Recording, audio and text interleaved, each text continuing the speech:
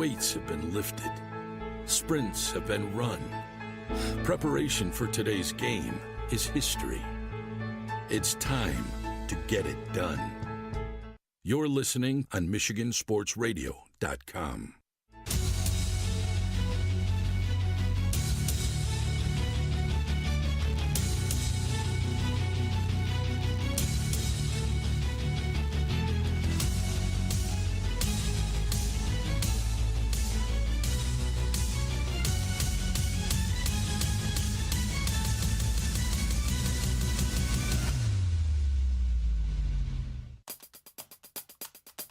The number of football coaches with 400 wins grows by one, and Good Sports Are Winners comes to life at the Sportsmanship Summit. I'm John Ross, and this is This Week in High School Sports, powered by Michigan Student Aid. A 6-0 start to the season for Jackson Lumen Christi has given head coach Herb Brogan 401 career victories. The 400th win came on September 22nd against Dearborn Divine Child, and made Brogan just the third member of the 400 Wins Club. John Harrington with 443 and Al Fracassa with 430 are the only two ahead of Brogan on the list. Brogan took over Lumen Christi in 1980 and has had only 2 losing seasons. The Titans have won 10 state titles under Brogan, the Class B state title in 1996, 5 Division V titles coming in 2000, 2001, 2003, 2004, and 2009, 3 Division VI titles, those were in 2016, 2017, and 2018, and the Division VII title last year. After opening the 2022 season with 3 straight losses, Lumen Christi has since rattled off 17 straight W's and has already clinched at least a share of the Detroit Catholic League AA League title, their first year in that conference. The Titans currently sit atop the Division VII playoff points list, and in Week 7 will be playing Traverse City St. Francis, the team they beat in the 2022 finals. For a list of all-time coaching records, be sure to check out MHSAA.com. It's time for Game Balls, when we highlight a trio of standout performances from the last week. First, Drew Hackney of Muskegon Mona Shores. The senior won his 4th straight Greater Muskegon Athletic Association tennis title. He defeated North Muskegon's Luke Hall 6-love in the final match. Freeland's TJ Hansen turned in a blistering cross-country time of 14 minutes, 46.3 seconds in winning the Shepherd Blue Jay Elite Race. The time is a personal best for Hansen. And Manchester running back Blake Sloan. He set a new school record with 6 rushing touchdowns in a single game as Manchester beat East Jackson 55-8. For high school seniors, the matchup of the year isn't on the field. It's actually online. That's right. When you fill out the FAFSA, the free application for federal student aid, you could also be eligible for thousands of dollars in additional money from the Michigan Achievement Scholarship. Yep, nearly 80% of students who fill out the FAFSA may be eligible. Now that's a matchup we can all root for. Get started today at michigan.gov/achievement. The Michigan Achievement Scholarship. It's a game changer.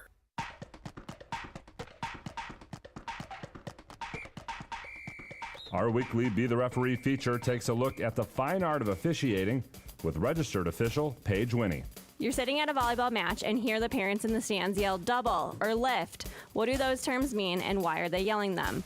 Double refers to double contact. That's when a player hits the ball twice in a row or if the ball touches 2 parts of the player's body in succession. If a setter hits the ball with one hand then the other, even if immediate, it's a double. She needs to set the ball with both hands at the same time. A lift is when the player, typically a setter, has prolonged contact with the ball and results in throwing or redirecting the ball back into play. The ball doesn't rebound off the player's fingers or hands, but it is directed by the player. The official on the stand at the net is in the best position to notice these fouls. Thanks, Paige. Now more than ever, we need officials. If you're interested, please go to the MHSAA website now to register. Sportsmanship is one of the most important aspects of educational athletics. And along with scholarship, safety, and an appropriate scope, it is one of the MHSAA's 4 main core values for school sports. Winning is great, but good sportsmanship helps develop habits that can be used well beyond the playing field. For more than 20 years, the MHSAA has provided a sportsmanship summit experience to students across Michigan. Workshop sessions focus on sportsmanship both on and off the court and feature hands-on activities, including one session developed and instructed by members of the MHSAA Student Advisory Council. Summits will be held November 6th in Kalamazoo, November 7th in Lansing, November 8th in Troy, and November 13th in Traverse City. Each site is limited to 225 attendees, so be sure to register now to reserve your space.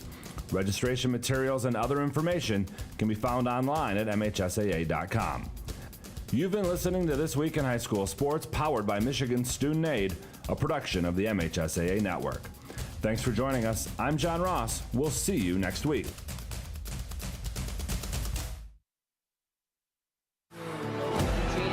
Step up the middle of the field, 40, big hole, 50, he's gone, 45, at the 30, left sideline, 20, 15, 10, 5, touchdown, Jaden Terry. The tank with Lansing give read option keeper a whole bunch of space. At the 40, got the 35, 30, up the middle of the field, 20, 15, 10, 5, touchdown, Bryce Underwood. And welcome to game night. Nate Dreyer, Chandler Tim with you here on at the 14-yard line with being offset by Tyson Mann. Jimmy's over the 30. Burst of speed at the 40. Right sideline 50. Get away from the tackle. Walking the tightrope at the 30. 25-20. All alone. 10-5. Touchdown, Grandville.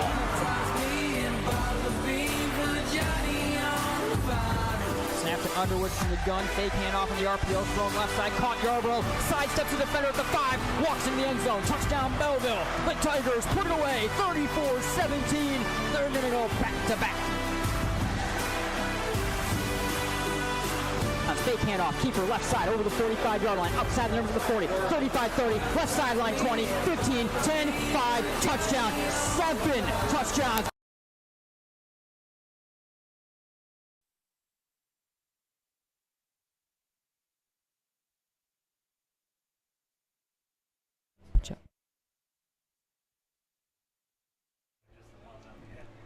And welcome to Game Night on Michigan Sports Radio. And welcome to Caledonia. Nate Dreyer, Chandler Timmer with the crowded in to the press box. We're liars. We said we were going to be outside, but rough conditions. That'll be one of the big talking points for sure that we'll be getting to throughout the evening. In this one, CT for certain. But this is the matchup that everyone's been waiting for all week long. 5-1 versus 5-1, and a rivalry renewed here tonight at the Ralph and Ralph E. Meyers Stadium in Caledonia. CT, we know what this game means to both the teams. We'll get to some of the injuries and the talking points in a moment here on the Centennial Securities pregame show, but just give us that first rundown of what we're expected to see tonight. By the way, I love being taller than him. Yeah, that's a first there. No, but yeah, it's a game that both these teams, have had circled on their schedule and on their calendar for a long time. When you see the OK Red schedule released, of course, the Bulldogs' eyes immediately look at Caledonia Rockford. Of course, this year getting back-to-back. The first test here tonight against Caledonia. Both teams 5-1. The Bulldogs still looking for their first win against Coach Derek Pennington here at Caledonia. Have yet to get a win, so trying to break through there, but a game that could really decide where the OK Red goes from here. All right, we got a lot to get to here on the Centennial Securities pregame show. First, though, we're going to step aside, and we are going to go to this week's Captain's Corner interview. We had a great chat with Grandville senior running back Carson Kapko, so we'll get to him in just a second.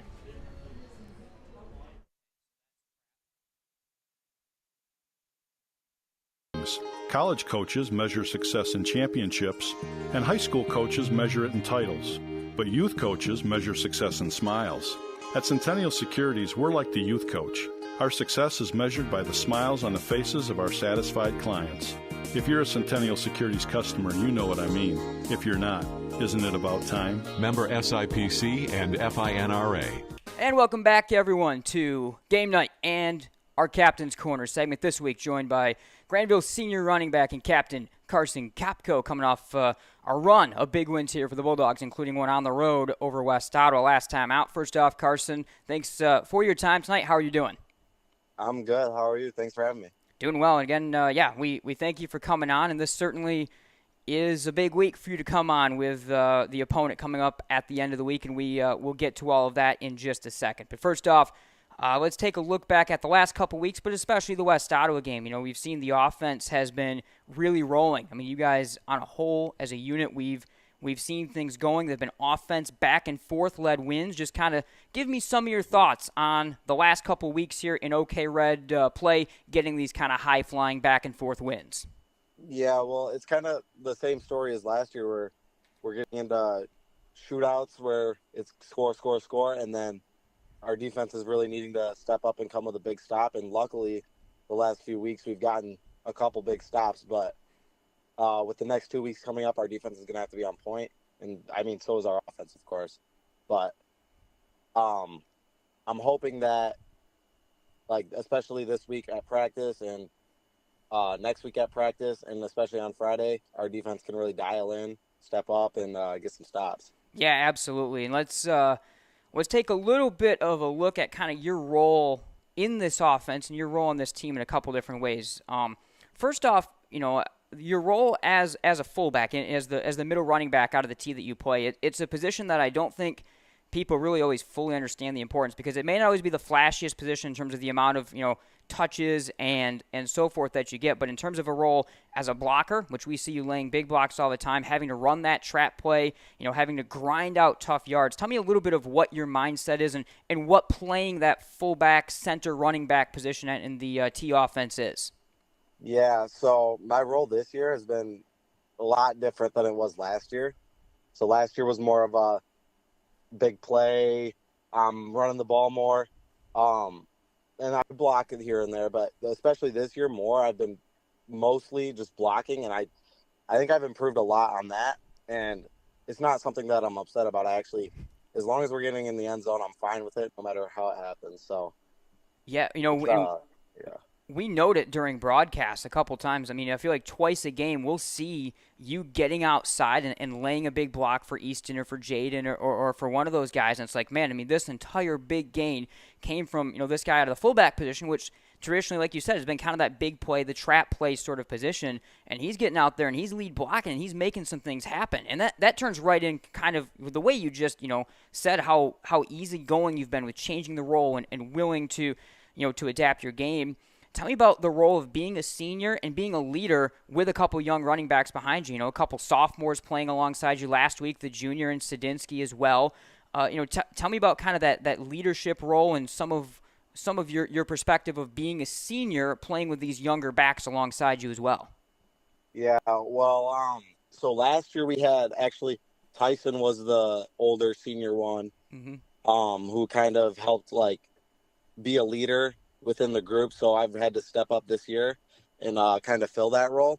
But going into last week, I knew, Easton had ankle problems all week and he was not going to play all the games. So I was expecting to be by obviously Jaden and Reed, but Reed going out early, and that put me by two sophomores. And I think Braylon, he stepped up and did a really good job at a spot that he hasn't really practiced much. Yeah, no, absolutely. And that rolls right into, I mean, this ability to replace guys. I mean, the offensive momentum right now for you guys has to just be so great. It really has to be a good feeling and a confident feeling settling into this kind of groove where, your offense has really hardly been stopped since you've gotten into OK Red play.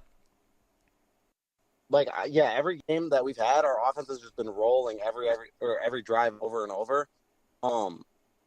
There's been our Davison game wasn't too great, but that was more of we were doing really good in the first half, and then we just fell apart towards the end. So we know that no matter who we're playing, we're gonna be able to keep rolling, and we're gonna hope that no matter what we see, what the personnel, what they throw at us, we'll have something to adjust and something to throw back. Yeah, absolutely. A couple questions kind of stepping away from the field, or at least primarily the field. First off, and this is somewhat a question that my esteemed colleague Chandler, who has liked to keep a longer haircut himself, would have endorsed. But the one thing we've noticed, and you seem to be one of the leaders of this, is there seems to be a little bit of a mullet movement, I'm going to call it, among the team this year. A lot of guys have gone with that look. Certainly we can see it in the picture of you I have on the graphic right here. Is that coordinated between you guys all with this look as a team? Was there a moment behind that, or are you the one that has to break it to me that I'm just getting old and I've fallen behind on the trends? Well, it's not so much a trend or anything. It's more of if anybody on the team is considering it, everybody else who already has one is pushing it. So last year, Reed Graverson, he was the one who got me to get a mullet. In the middle of the season, I got one. Okay. And then this year I just kind of kept it going from last year. No, yeah, I mean, like I said, we've noticed it. It seems like every week or especially coming into the year, there's like a ton more guys when I do my walk during the sideline that have the look. I'm like, is the trend to go back to 1985 or is this a team thing? So that was our question. And of course, like I said, Chandler would be one to endorse that because he's got the shortest hair he's probably ever had in like the last 5 years right now. But he would be he'd be a big endorser of that. Moving ahead, like I always ask guys, in terms of looking ahead next year, still early in your senior year, but next level, whether it's playing sports or in general, kind of what are some of your college thoughts, maybe major or different things you're interested in? Yeah, I don't know. I don't think I will be playing sports in college as next year, but I have been texting with some coaches. I'm not 100% sure on that. It kind of just depends who it is and what they're offering. And, so I don't know if you know, but I'm a big math guy. I'm a math nerd. Okay. So anything, something STEM in college, engineering maybe. So if I'm playing football, it would probably be at a school that has at least a decent engineering department. But yeah. I'm more focused on education than sports. No, that's good, and I mean obviously that's the best way to think of it, and that's a very nice way to just tell me in particular that you're a lot smarter than I certainly was coming into. When I was looking at college, I was looking at where could I go. That had a decent broadcast program, but mostly like where can I not have to read and still get A's. That's how I looked at going to college, and that is what I kind of chose, and that's what wound up working out for me. So don't be like Nate, because then you'll wind up like Nate, which is what no one wants. All right, let's get back on track. This weekend is a big game. I probably don't need to tell you that. Caledonia. First, let's look at it on kind of the emotional side. And I know every week, everyone has their line from Coach Stiegel. We've heard it for the last 6 years that the next game is the biggest game. I've heard it from every kid I've ever interviewed. I've heard it from Coach Stiegel every week. But this game, in terms of a chance to make a statement and a chance to, beat Coach Pennington for the first time since he got there, avenge some tough losses, avenge some tough circumstances like you guys had in the playoffs last year. This has to be a game that it's just that much easier to get up for on Friday.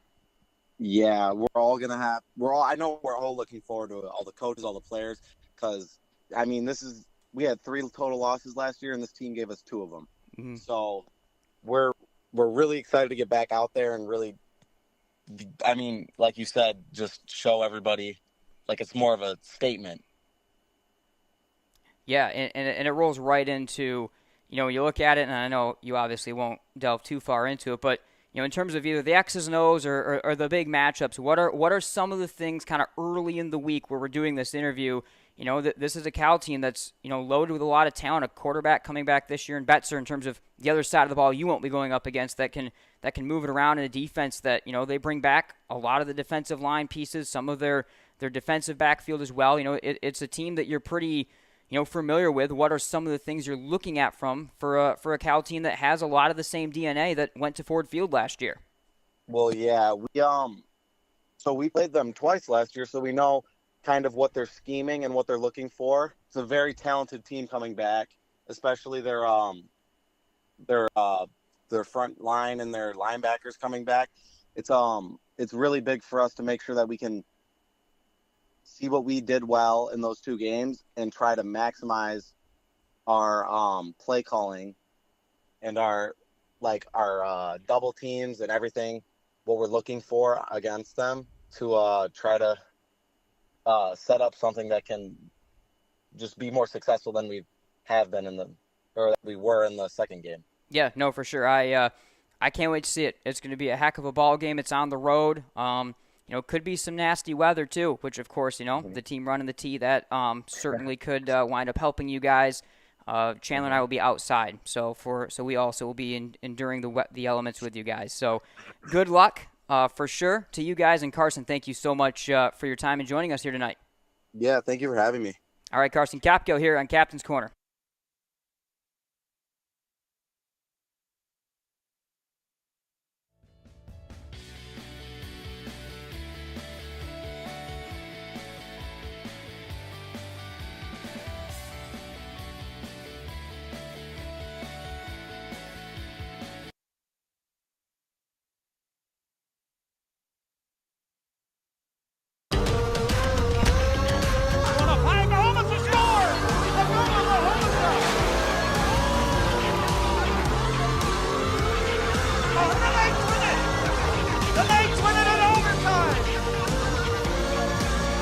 Hard work on 3. 1, 2, 3. 1, 2, 3.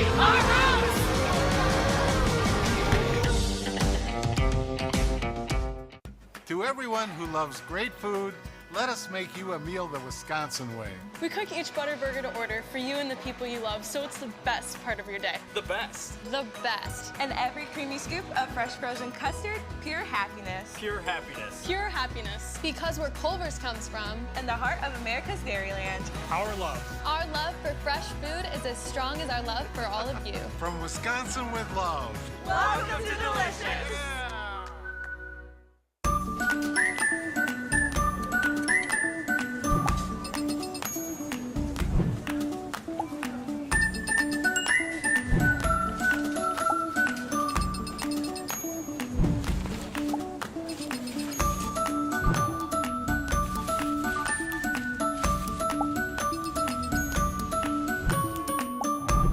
What would you do with some extra time?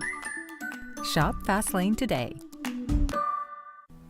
Looking for a great place to buy a used truck or car? Check out Extreme Truck and Auto Center, located at 1098 O'Malley Drive in Coopersville. They have a huge selection of trucks, cars, vans, and SUVs. Stop by their lot or give them a call at 616-384-3777. You can check out their inventory at xtacenter.com. Michigan Hearing Experts sell and service several brands of hearing aids. Are you having trouble having a conversation or unable to hear the latest play of the game? We perform comprehensive hearing exams and use real ear measurements to ensure optimal functioning hearing aids for your unique needs. Our highly trained doctors of audiology are dedicated to helping you reconnect with your world. Visit MichiganHearingExperts.com to find a location near you and take the first step towards better hearing with Michigan Hearing Experts. And welcome back, everyone, to Caledonia. Nate Dreyer, Chandler Timmer with you here in the press box from the Ralph. And CT, we get closer to this one. The first, obviously, main storyline is that we knew coming into this one was going to be health, especially for the Grandville Bulldogs. Reed Graverson suffering a lower leg or a leg injury last week against West Ottawa. Also, Easton Sadinsky banged up. Both are out tonight for the Bulldogs. DJ Walker, the slot man and running back, also out for Caledonia. But for the Bulldogs, the loss of Graverson, the loss of Sadinsky, I mean, I don't even need to tell everyone how big of a loss that is for the Bulldogs. Yeah, tough one for the Bulldogs here tonight, and a game that you really want, as many bodies out there as you possibly can and as much talent, but losing guys on either side of the football there. Sadinsky, of course, one of the starting running backs, going to be down, a guy that's really stepped up the last couple weeks, had some big plays, some big stat games, and then Reed Graverson, a leader on the defensive side of the football, in the middle of the defense, one of the hard-hitting forces there. Going to be tough without him, but this Bulldogs team is trying to have some depth on both sides of the ball that can step up here tonight in a rivalry game. Yeah, absolutely. For the Bulldogs, of course, Jaden Terry continues to lead the way. CT, 20 total touchdowns now in the year. The entire run game, to look at the youth, a couple touchdowns for Braylon Haney last week as well. We talked to Carson Kopka about the way things are running. The storylines, and we'll talk about it when we get there, is going to be that Grandville defense getting a stop. But this Bulldog offense continues to roll right now. Yeah, the offense putting up 40-plus points a game in the OK Red continues to look really, really strong. The defense has been giving up some points, but all season long have been able to make the plays and get the turnovers when they need it. They're definitely going to need one or two of those here tonight to try to stay in this game. Now, obviously, we talk about Granville top-end talent. Same thing we said, a couple MAC-committed seniors that we've seen for a couple years in Pennington and Townsend for Caledonia. So there's a lot of talent there. There's some new look on both sides. For Grandville fans, this will be their first look at Brody Betzer, the new junior quarterback, I should say, first-year starter here for Caledonia. A guy, obviously, he doesn't have the top-end speed of Mason McKenzie. No one does, but throws a really good deep ball. He's a little bit different quarterback, and this offense will look a little bit different with the way of the run-pass balance and how they're doing things than that heavy quarterback read option game last year. Yeah, it'll be a little bit different, of course. Mason McKenzie was a unique weapon in what he was able to do running the football. But Betzer, I think, brings another element to this offense, a bit more of a passing quarterback that can spread the field a little bit and get the ball down the field. Of course, a lot of the weapons around him going to be the same as you mentioned. A lot of the playmakers, Townsend, Pennington, both still out there, going to be in the running game and also in the passing game. So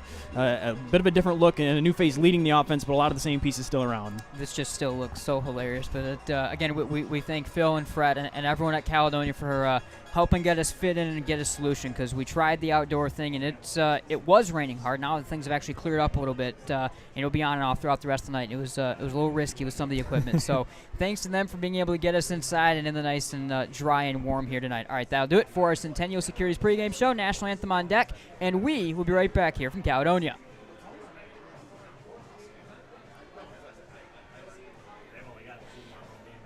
Sports history by honoring prominent West Michigan athletes and those who have contributed greatly to sports on a local, state, or national level. A class is elected each year and then honored at an induction ceremony in the fall. They also prevent annual events in support of West Michigan athletics, and they raise funds to support local youth organizations and charities. Follow them on Facebook or check out the pictures and biographies of all 181 inductees at grshof.com. At Sporting U, we know the quality and service our customers are looking for, and we make sure we deliver. Whether it's uniforms, embroidered or screen-printed apparel, promotional products, or company web store, Sporting U has an experienced team, phenomenal suppliers, and in-house production to make it all happen seamlessly. You think it, we ink it. Our team is here to help your team stand out. Find out more at sportingu.com. That's sporting and the letter U.com. Are you looking for a new career? Aetna Supply is hiring. Aetna Supply is Michigan's #1 plumber wholesaler, servicing local customers for over 50 years. They offer great benefits, a 401k with company match, quarterly bonuses, and no Sundays. Once again, check them out at aetnasupply.com/careers or click on their logo on the Michigan Sports Radio homepage.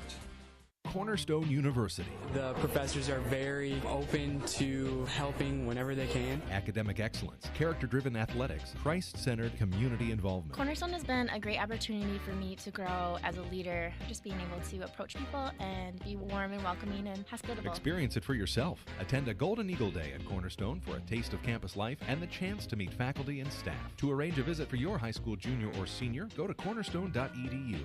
Cornerstone University. Build a life that matters. This is the pizza the other guys wish they could make. Keep dreaming. Jets. Better, because it has to be.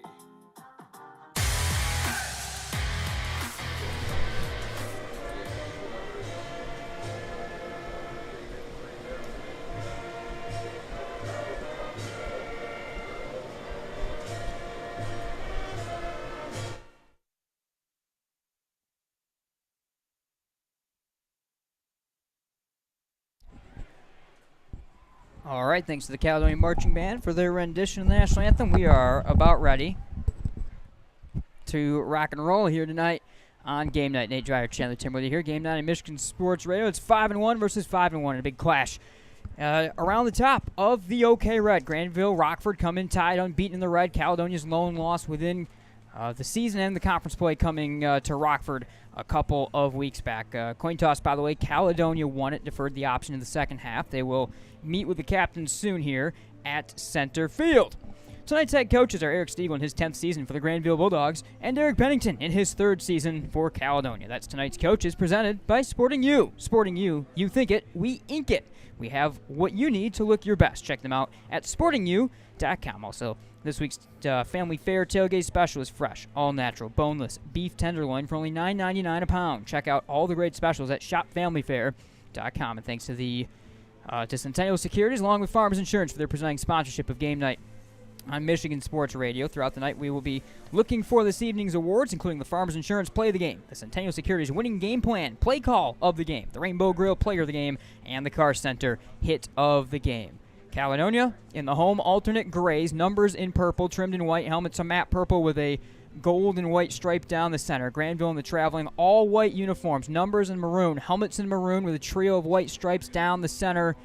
And the Bulldogs will get ready to get their dangerous offensive attack on this field in just a moment. Cash Ruff and company, Chandler, like we've said, they've been dominant this year. Up and down the field, Jaden Terry leading the way, but the loss of Easton Studinsky, certainly great work last week from Braylon Haney, but we talked about the loss of Graverson. The loss of Studinsky is very big to this offensive unit for sure. Yeah, definitely. I think you've got a lot of confidence in what the Bulldogs offense has been able to do the past couple weeks in the OK Red. There is the question mark, though, of now that Easton Studinsky going to be out the entire game here. Braylon Haney stepping up.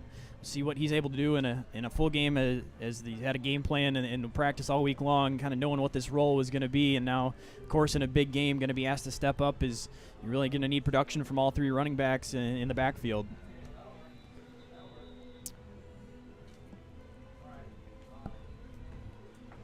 Coach Pennington, Coach Deagle get their final words in, and Caledonia will break and get ready to send this one away here in just a moment. Nate Moss, senior, will get ready to boot this one away. The Bulldogs will back Miguel Rojas to his 8-yard line as the deep man. Capco and Cott also out there. And just as this game's ready to tip off, the rain starting to find its way, coming down pretty hard once again. It's going to be on and off and probably increasing as this evening gets on. Moss on the tee. Caledonia in the home steel gray uniforms that they rode all the way to Ford Field last year on Game Night Air, and Moss will send it away left to right across your radio dial. Brand new, beautiful turf stadium, low driving kick, cutting through the wind, taken at the 5-yard line by Miguel Rojas. He'll run up the middle of the field, has good blockers, over the 30, there goes Rojas, just a kicker to beat. He beat him down the right sideline, 30, 25, 20, touchdown Grandville. Miguel Rojas brings back the opening kickoff, 95 yards, and the Dogs strike first. Well, that's quite the way to open up the game on the road. You received the kickoff, and Rojas looked like he was struggling to even catch the football. As you mentioned, the rain and the wind, he was just kind of trying to watch that one all the way into his hands. But as soon as he had the football, able to go right up the middle of the field, found a huge opening. What a shocker. I mean, that hole opened up, almost the entire moment or plane of field between the hashes. He had it, and we see the speed of Rojas. He gets to the end zone with a 95-yard return to open up this ball game. Jake Karanen, the Bulldogs sophomore, will add the extra point right here. It'll be Newville to hold. What a start. Not even 15 seconds gone. It's 6-0 Grandville. Snap down low, held. Karanen right leg through the ball. It got tipped potentially as he also slipped, and a tumbler misses everything well short, and Grandville unable to add the extra point there. But it's 6-0 Grandville. Miguel Rojas taking back the opening kickoff to this ball game. Next fall, Calvin University debuts its intercollegiate football program, and practice is already underway for Coach Trent Figg and the Knights. This fall, catch Michigan Sports Radio's coverage of the Knights' countdown to kickoff with the debut of Figg on Football monthly show. That's Calvin University football on Michigan Sports Radio. All right, CT, so this is certainly a lot different thought. Now, we knew there'd be a lot of scoring. We've been saying all week long, we said on our Tailgate Report podcast to honestly expect first to 50 to win this game, but this certainly changes things a lot. Grandville now able to spot themselves a bit of a lead, and now defensive coordinator KJ Landis' defense, a big start for them right here. We'll see what they can do to try to slow this dangerous Caledonia attack. Yeah, definitely the defense going to take the early lead, try to play with some momentum and some aggression on their side now. The offense never finding the field. The special teams unit able to make an impact on this game very early on. So Karanen is sent it away from his own 40, right to left across the radio dial. To the near side of the field is Brock Townsend, the Central Michigan commit defensive back, and running back to the far side of the field at the 10 is Maddox Greenfield. Flag is pretty straight right now. Not really too much wind, but the rain has continued to find its way through. Karanen, high pooch kick, angling across, fair caught at the 41-yard line by one of the Scott Upmen. It is Blake Heron on the secure right there at the 41, and here comes this Caledonia offense for head coach Derek Pennington, his third year. They average 34 points per game on the season right now. Chandler Brody Betzer has certainly done good work of that. The junior, 6'2", 200 pounds, 12 passing touchdowns on the season, and a 60% passer right around throughout the bulk of this run. A power run team. They use some zone stuff as well, and they'll start out of their traditional 3-wide receiver shotgun base. Wing off the left side of the line is Derek Pennington Jr. to give left side to Townsend. Arm in the back of a defender. Got it over the 41-yard line and falls ahead to the 44. Tackle made by Josh Crater. So we've talked about Crater all season long. That's a big talking point, CT, in this one.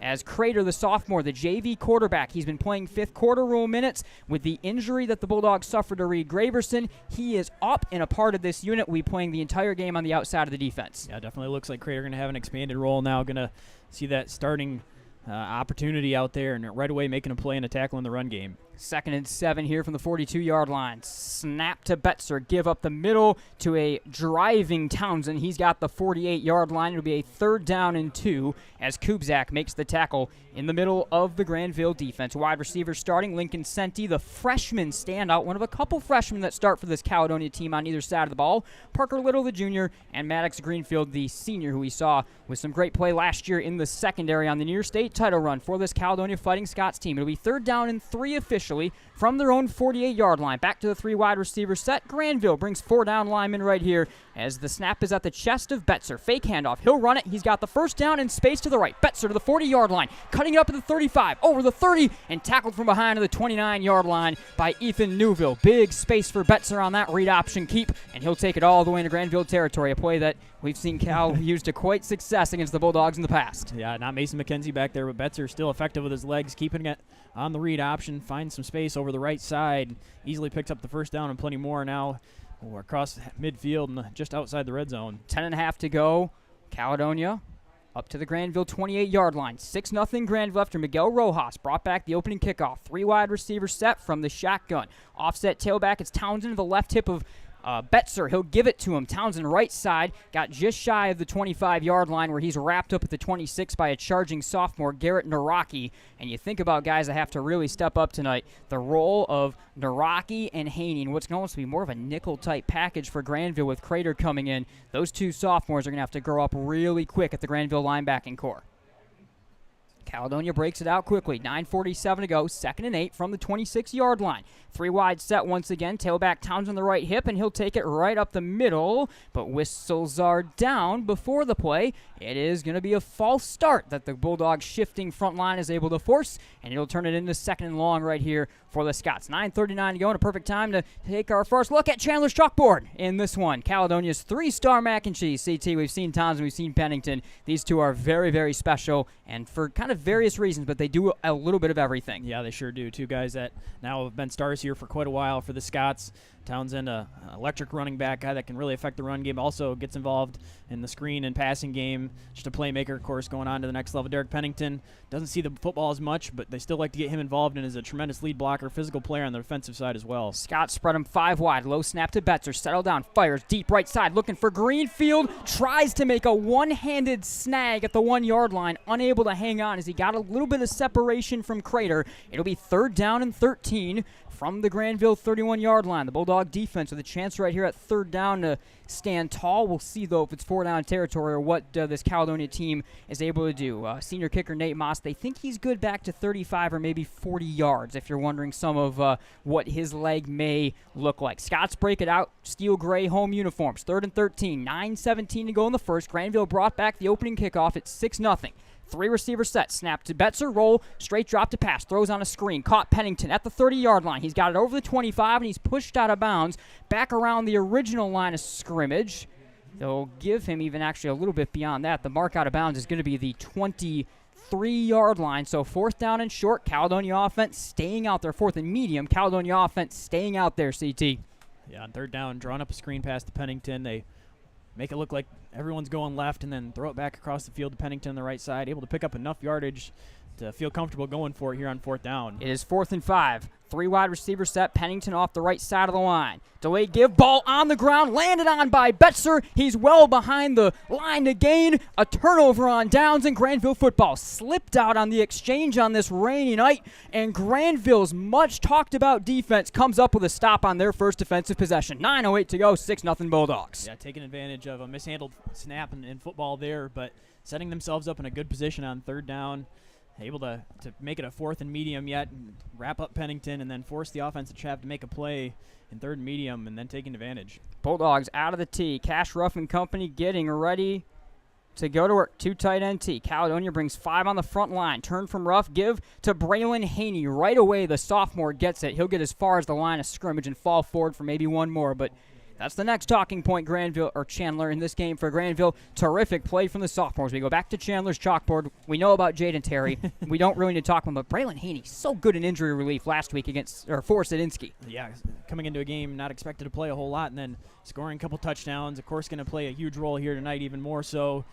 Going to be asked to really lead this backfield along with Terry and Kopko, but stepping into a Stinsky role that had really grown the last couple weeks. Bulldogs, 2 tight end T back out. Caledonia loads the front line. Give to Jaden Terry on the stretch right side. He's got some speed around the corner, but lost his footing and got tripped up just past the 25-yard line. It'll be 3rd down and 9, right back where they were at the 26-yard line. Looked like he maybe had a step around the right side, but whether it was a slip, whether it was a trip, down goes Terry. 3rd and 9 for Grandville. They hold on to that 6-0 lead, though, with 8:10 and less to go in the first quarter. Yeah, I think looking like it's going to be one of those games where just not going to have the footing and the ability to break tackles that maybe we normally see. You see the fumble from Caledonia. You see there maybe one that Terry would be able to cut up field, but the conditions just not going to be perfect for trying to make some breaks like that. Right hash, Dogs from their own 26-yard line. Rough give on to a bouncing and charging Kopko. He's got it over the 35, and he'll back down to the 40-yard line, 39-yard line for a first down.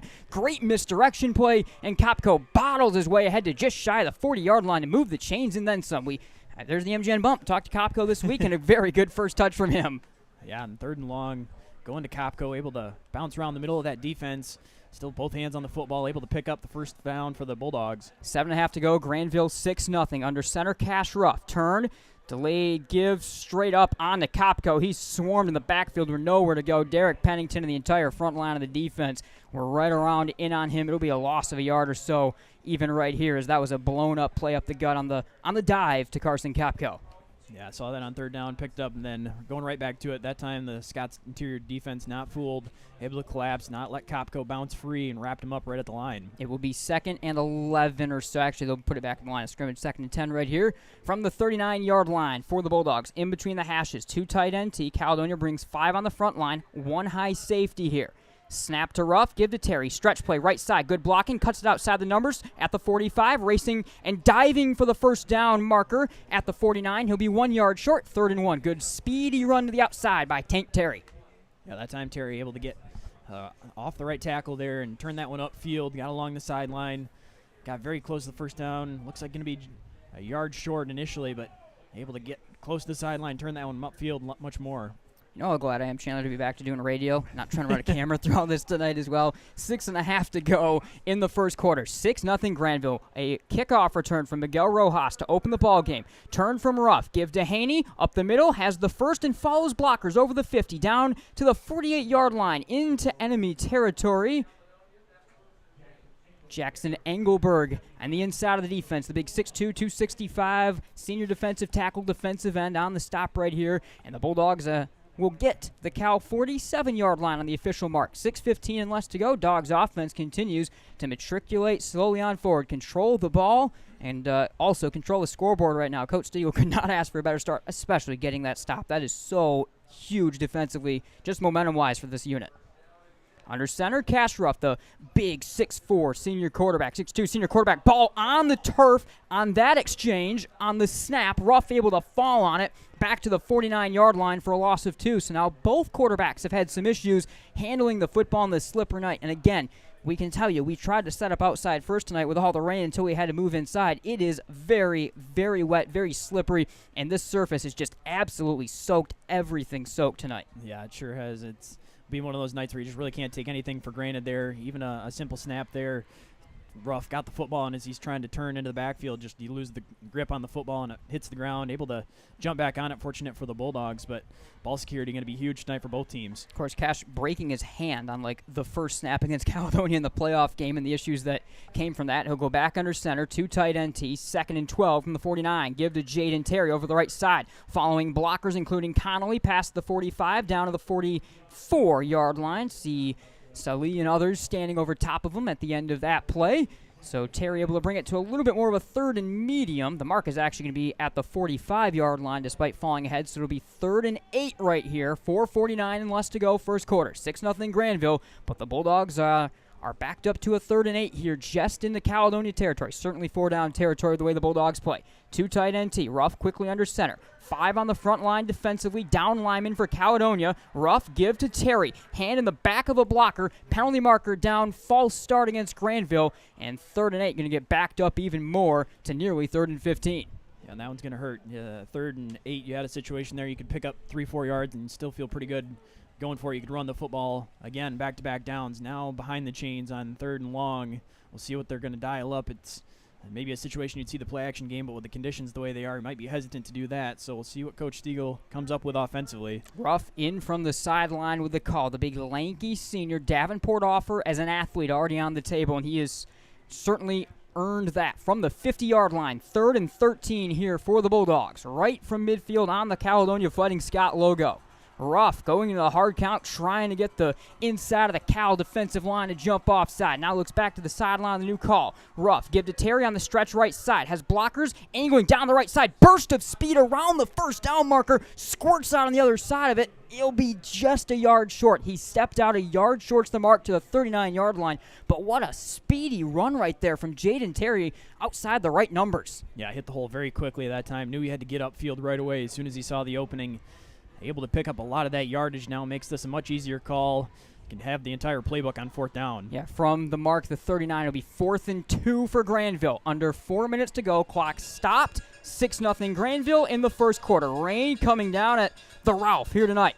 Give to Haney up the middle. Charging run. 2 hands on the ball. Over the 35. Falls forward. First down to the 33-yard line. Again, Braylon Haney able to find the yardage needed. He's a compact, shorter running back, and he manages to put his head down and manages to get the yardage the Bulldogs need again, kind of in that Easton Sadinsky role. Yeah, stepping right in, and it shows you the confidence the coaching staff has in him. That's now a 3rd down conversion he had earlier, 3rd and short. This one 4th and short, giving him the football and giving him a chance. They're going quickly right now. Medeo Escanoly, the starting tight ends, give again up the middle to a charging Haney. Broke a tackle up the middle into space over the 20 and leveled by both safeties just inside the 20 to the 18-yard line. Moves the chains. Quick run. Braylon Haney. Boy, the sophomore looking good early. 3.5 to go, and Grandville's got it inside the Caledonia red zone. Already up 6-0.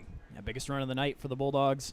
And Haney right there, able to break free through the middle of the field and kept both hands on the football. You love to see that tonight, and then taking the hit down the field. Under center goes Ruff. Turn, give, Haney again. Left side, lowers the head. 2 hands on the ball. Charges inside the 10, down to the 9-yard line, just short of the first down. Linebacking core helps make the stop from either end. Again, though, Braylon Haney putting the head down. He'll get 9 on first down right there, maybe 8 based on the mark. But Haney, very impressive right now on the dives. Yeah, back to back to back now. Just continue to feed Haney down the field, down inside the red zone here, trying to capitalize. 2nd down and 2 from the 10-yard line for the Bulldogs. Already up 6-0 late in the first quarter. Turn from Ruff. Give Haney again up the middle. Falls forward for the first down on the 6-yard line. Heron and company in the middle of the defense. Able to engulf him right there.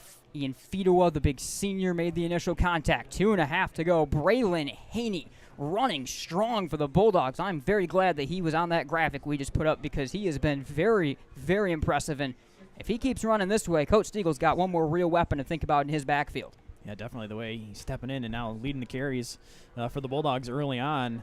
Got 6 of them already, and wouldn't be surprised to see him go right back to him here. 2:10 and less to go. 1st and goal from the 7. Rough turn. It'll be Jaden Terry up the middle, turning his head, backing down inside the 2. He's got the 1-yard line. 2nd down and goal from about the 1.5 right here coming up for Terry as he turns and backs his way down before Heron and company stonewall him. 1:55 and less to go. Already 6-0 Grandville. And the Bulldogs are looking to put more points on the board. The rain falling a little bit harder. The lights illuminating this beautiful brand new turf surface at the Ralph in Caledonia. 2nd down and goal from the 2-yard line. Here's Ruff. Give. Haney up the middle. Charging. 2nd effort. Pushing towards the end zone. No signal yet. Ruff signaling touchdown. He's going to be just short. It'll be 3rd down and inches. 3rd and goal from just inside the 1-yard line. You cannot get any closer without going in right there for the Bulldogs. 1:20 and less to go, first quarter. It looked like Haney had the momentum, kind of lowered the shoulder, but give credit to the Scots defense holding him up just short of the goal line. Bulldogs break it out in the traveling white uniforms. 3rd and goal from inside the 1-yard line. Everybody loads the box and crowds for Caledonia. Turn, give, Haney again. Big hole, dives into the end zone. Touchdown, Grandville. Braylon Haney, what a drive from the sophomore. And Grandville leads it by a pair of scores. 12-0 Dogs with 59 seconds to go in the first. They will go for 2. Start off with a score on the special teams, and now the offense working methodically down the field. Well-executed drive, keeping the football on the ground, converting on 3rd and 4th down. along the way and eventually punching it in from the inch line. Dogs back to the 2 tight ends. Split power T right here. Defense crowds in for the 2-point conversion attempt. Here's Ruff. Give to Jaden Terry. Stretches right side. Has some blocking. It gets strung out at the 8-yard line, and he gets leveled and turned away on the turn up field by Brock Townsend. Grandville unable to get the 2-point conversion, but they do get on the board again. 12-0 Grandville. 59 seconds to go in the first. We'll be right back here from Caledonia. Fun. Royal is teamwork. Royal is growth. Royal is innovative. Royal is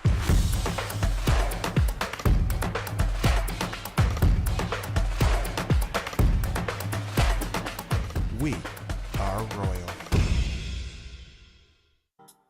This is the pizza the other guys wish they could make. Keep dreaming. Jets. Better, because it has to be. Kroll Furnace is upgrading your comfort with the Daikin Fit system, featuring adaptive heating and cooling. Call us today to learn more about this innovative system. Kroll Furnace, keeping you comfortable for 4 generations. Welcome back, and we're back underway. Jake Kiernan sends away a high short one. That's going to be fair caught up around the 25-yard line or so, and we will get ready to get this game back underway here. 59 seconds to go in the first quarter. 12-0 Grandville, and again, what a drive from Braylon Haney in particular, leading the Grandville attack. Yeah, Braylon Haney, very, very strong first possession for the Bulldogs offense. 8 carries, 42 yards, eventually finding the end zone. Bulldogs giving him a lot of carries right away and paying off for him. It'll be the 20-yard line to start right here. Here comes Betzer, the junior, back in from the sideline after Granville's defense, deep in their own territory, came up with a stop last time. Betzer will spread them 4 wide right here. Townsend moves his way off into the left slot. Snap at the waist of Betzer. Drop to pass. Fires over the middle. Caught 35-yard line. Townsend put the ball on the turf. Fallen on by Naraki. Granville's got the ball, but they're going to rule the pass incomplete. It'll be 2nd down and 10. What a moment. Sorry, CT, that nearly was. Yeah, very close to being a completion and then turning upfield in a fumble, but I think the right call made there is never had full handle on the football as he was trying to slant across the middle of the field. The hit delivered pretty soon after it hit the hands and never had full control. 52 seconds to go in the first quarter. 12-0 Grandville. Rojas kick return. Haney touchdown dive from inside the 1-yard line. The Bulldogs scores. Brody Betzer back to work from the gun and the 3 wide receiver set. Pennington, the H-back off the left side of the line here. Slow snap, give to Townsend, faked. Read option keeper over the 20, and Betzer will power his way to the 26-yard line before Medeois and Kubzak are able to secure him for 3rd and medium. The Bulldogs busted into the backfield right there on the read option. I mean, Townsend was hit in the backfield at the mesh point, but Betzer able to pull it away from him and pick up 6 yards there for 3rd and 4. Yes, pressure in the backfield from the Bulldogs defensive line, but Betzer seeing that, making the right read quickly. Just a quick little show of the football to Townsend, then pulling it, seeing it, and able to keep the football himself. Again, 3 wide receivers set, 2 go to the right side. And Betzer's taking his time with 14 and less to go right here. Now, Townsend walking to the sideline, and Coach Pennington wants a timeout with 11 seconds to go in the first. 12-0 remains the Grandville lead, and we'll be right back here from Caledonia.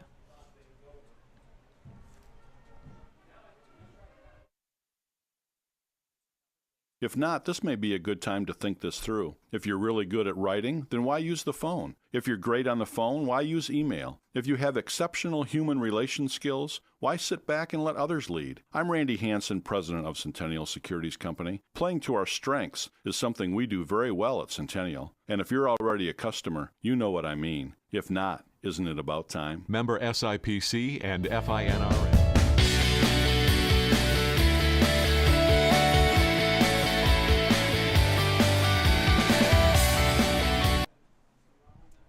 Welcome back to Caledonia. Nate Dreyer, Chandler Timmer with you here on game night on Michigan Sports Radio. 12-0 Grandville, 11 seconds to go in the first. Betzer and company break it out of their timeout, their first of this first half they have used, and they go back to a 3-wide receiver set. Ball on the left hash mark, 3rd and 4 Caledonia, own 26-yard line.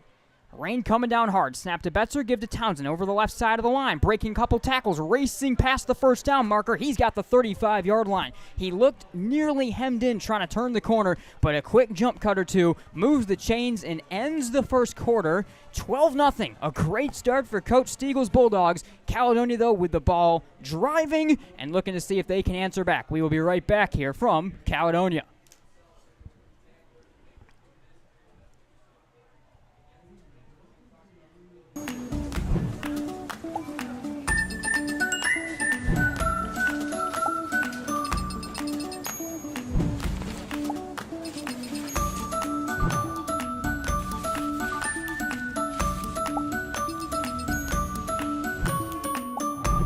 What would you do with some extra time? Shop Fastlane today. Somebody once said life moves pretty fast, and that's exactly how we like it. Want to build something? Great. Start businesses, build bridges, raise a whole city. Future in fighting crime? Want to save lives? Do it all here. But you've got to go forward fast. Because today is now, and tomorrow is soon. And to get ahead of the game, you got to get ahead of your time. This is your future, so take it and move all of us forward. And welcome back to Caledonia. Back underway. Handoff. Townsend over the 40-yard line and jumping and secured down to just shy of the 45 and just shy of the first down marker by Josh Crater. Gain of 9 yards to the outside on the carry right there from Brock Townsend. So Caledonia starting to move the ball now. They were on a 3rd and medium. Townsend making a couple moves to move the chains, and now they're really moving it. Second down and 1. They respout the ball back to where it should be at the 44-yard line from their own 44. 4-wide receiver set right here. Snap to Betzer, delayed give, onto Townsend with space over the left side, has the first down, breaks the tackle, Ingles left sideline over the 40, inside the Grandville 35-yard line, and gets brought down from behind at the 30. Chasing him down was Brett Becker in the open field, but a quick move right there, and we see exactly why Brock Townsend is a MAC commit and a CMU-bound player. It's moves like that and that ability to break into the secondary off the quick move with speed. Yeah, 3 straight runs now for Townsend. All pretty effective, able to go to the left side, running that way, and then turning upfield. That the longest, the biggest play of the night for the Caledonia offense so far. Rain coming down hard here. 1st and 10 from the 31-yard line. Townsend, fake give, read option keeper, left side. Betzer lowers the shoulder over the 30. He'll get down to the 29-yard line as Carson Kopko was in on that tackle. Kopko joining the secondary right here for the Bulldogs, as we have seen Grandville changing up their defensive unit tonight in the absence of Reed Graverson. 2nd down for the Scots and Betzer. In from the sideline of the call, be 2nd and 7 from the Grandville 28-yard line. 12-0 Grandville. First minute and a half gone in the second quarter. A 3-wide receiver set. H-back Derek Pennington Jr. off the left side of the line. Bulldogs bring 4 down linemen. Snap of the chest. Fake handoff. Drop to pass. Betzer fires. Looking for the end zone. Caught. Touchdown. Racing into the open field is Maddox Greenfield. He got the separation. A perfectly thrown football. And Cal's on the board 12-6. Greenfield running the seam route right down the middle of the field. You can see the defender a little bit slow to recognize the route down the middle of the field, and Betzer sees it, able to throw an accurate football. Just missed early on the first possession of the game, overthrew his receiver by a step, but that time right on the money, and a touchdown for the Scots. Big answer right there, and a beautiful thrown ball from Brody Betzer. 10:20 to go in the first half. Moss will come out to look to add the extra point and get the Scots ahead of schedule, as Grandville has had a blocked extra point and then a failed 2-point conversion attempt, and there are a couple opportunities in this chance. So again, Moss, the senior, gets ready to add the XP here. High snap, settle down, right leg through the ball, and twist that one through the uprights. Good. 12-7. Caledonia quickly an answer to start the second quarter, and the Scots back in business here. Bulldogs get it back, looking to extend the lead. We'll be right back here on Game Night. You and your families to come and check out their diner. With locations in both Byron Center and Coopersville, they're a great place to stop before or after the game. They have a wide variety of menu choices to feed all the kids. They serve breakfast hot all day, and they're able to accommodate all of your large group needs.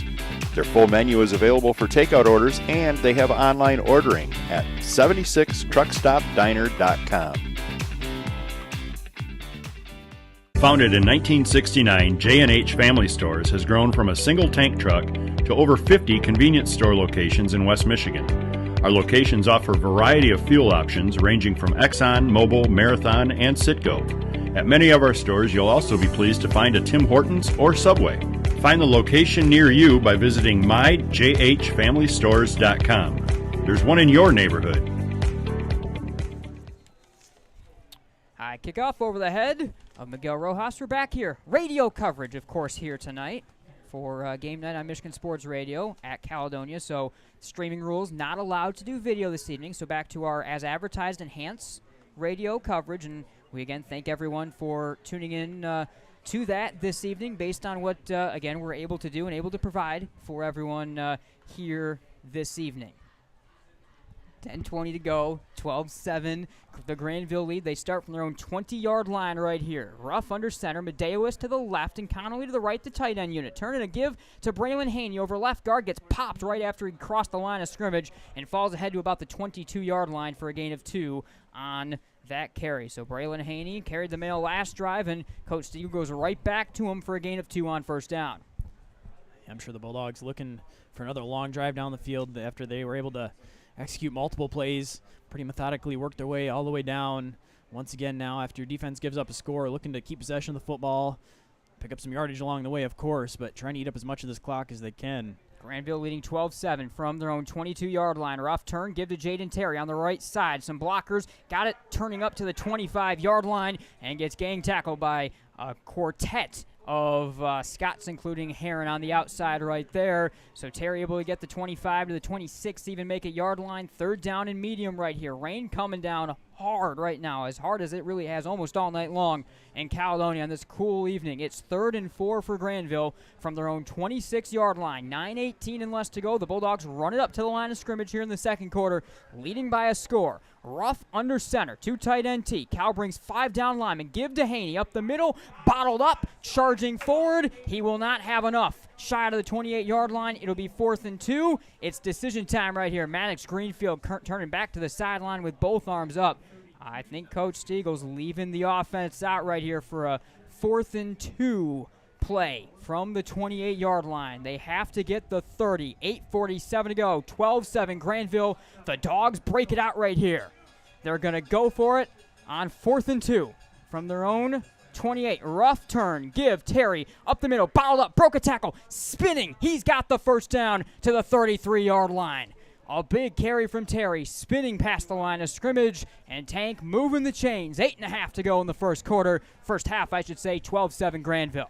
Yeah, tough call there because you're so far back in your own territory, but I think Coach Stiegel knew all along he was going for it there. When you've been able to run the football like they have throughout the first quarter plus, able to get some push along that offensive line. Jaden Terry had the first down and then able to spin for a couple extra yards on top of it. Dogs from their own 33-yard line. 2 tight end T. Ruff under center. Kopko in the middle of Terry and Haney. On the trap, it's to Kopko. Broke the first tackle and then has nowhere to go as Klingon Smith engulfs him 2 yards past the line of scrimmage to the 35-yard line. He got popped in the backfield, did Kopko, able to bounce off that, but then got brought down by the middle linebacker Klingon Smith right after that. It'll be 2nd down and 8 from the 35-yard line.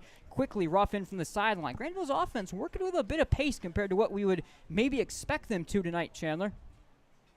Rain coming down hard still here at Caledonia, driving left to right across the radio dial. Ruff under center. Delayed give. Bootleg keeper left side. Ruff turns it up to the 40-yard line. Got popped hard right there around the 40 to the 39-yard line. They came up talking to each other. Heron and Ruff did. After he got popped at the 40, it'll be 3rd down and medium here for the Dogs. About a 3rd and 3. Ruff got around the corner, but Heron leveled him right there on the turn-up field. Yeah, Ruff took a pretty big hit, but he was able to get around that left end. Was 1 block away on the outside, away from being able to turn that probably into a first down. Didn't quite get it on the outside. The defender able to fight through it there and bring down Ruff. Mark will be the 39-yard line, so it's 3rd and 4 right here. Ruff under center. give to Terry right up the middle. Terry charging, broken tackle, angles left side, outside the numbers of the 50. He's got the 45 and walks out to the 42-yard line. Jaden Terry moving the chains for the Bulldogs with a quick move and a burst of speed into the open field. 6:45 to go in the second quarter. First down, Dogs into enemy territory, leading 12-7. Yeah, now a couple runs on this drive where Jaden Terry, the initial gap is there for him to run through. He finds it, has the first down, and then just able to make a guy miss and turn that into an even bigger play down the field and flip it across into enemy territory. Up to the Cal 38, from their own 38 to the Cal 38-yard line. Or sorry, that's not the mark. The mark will be the 43-yard line right here. Ball down, 1st and 10. 6:45 to go from the Cal 43-yard line. 2 tight ends, split T. Bulldogs stayed in that look all night long so far. 5 down front for Caledonia. Delayed give to Terry. Hand in the back of a defender. Slips over the 40-yard line. Turns his back down to the 38. And with a little bit of a push from Naraki, is able to fall into the tackling pile there. Pennington in the middle of the stop. And about 2 yards. I think the mark actually is going to be the 40-yard line only right here for Jaden. Now they'll move the chain slightly to the 38 will be the mark. So 5 on first down, 2nd and 5 here for the Bulldogs. 6:18 and less to go into Caledonia territory. The Bulldogs lead it 12-7. Ruff give to Haney up the middle, stymied right at the line of scrimmage. Tried to go over left guard. Wiley and company couldn't quite get him the push right there, and it'll be right back to where it was. 3rd down and 5 right here from the Caledonia 38-yard line. We tick under 6 minutes to go in the second quarter.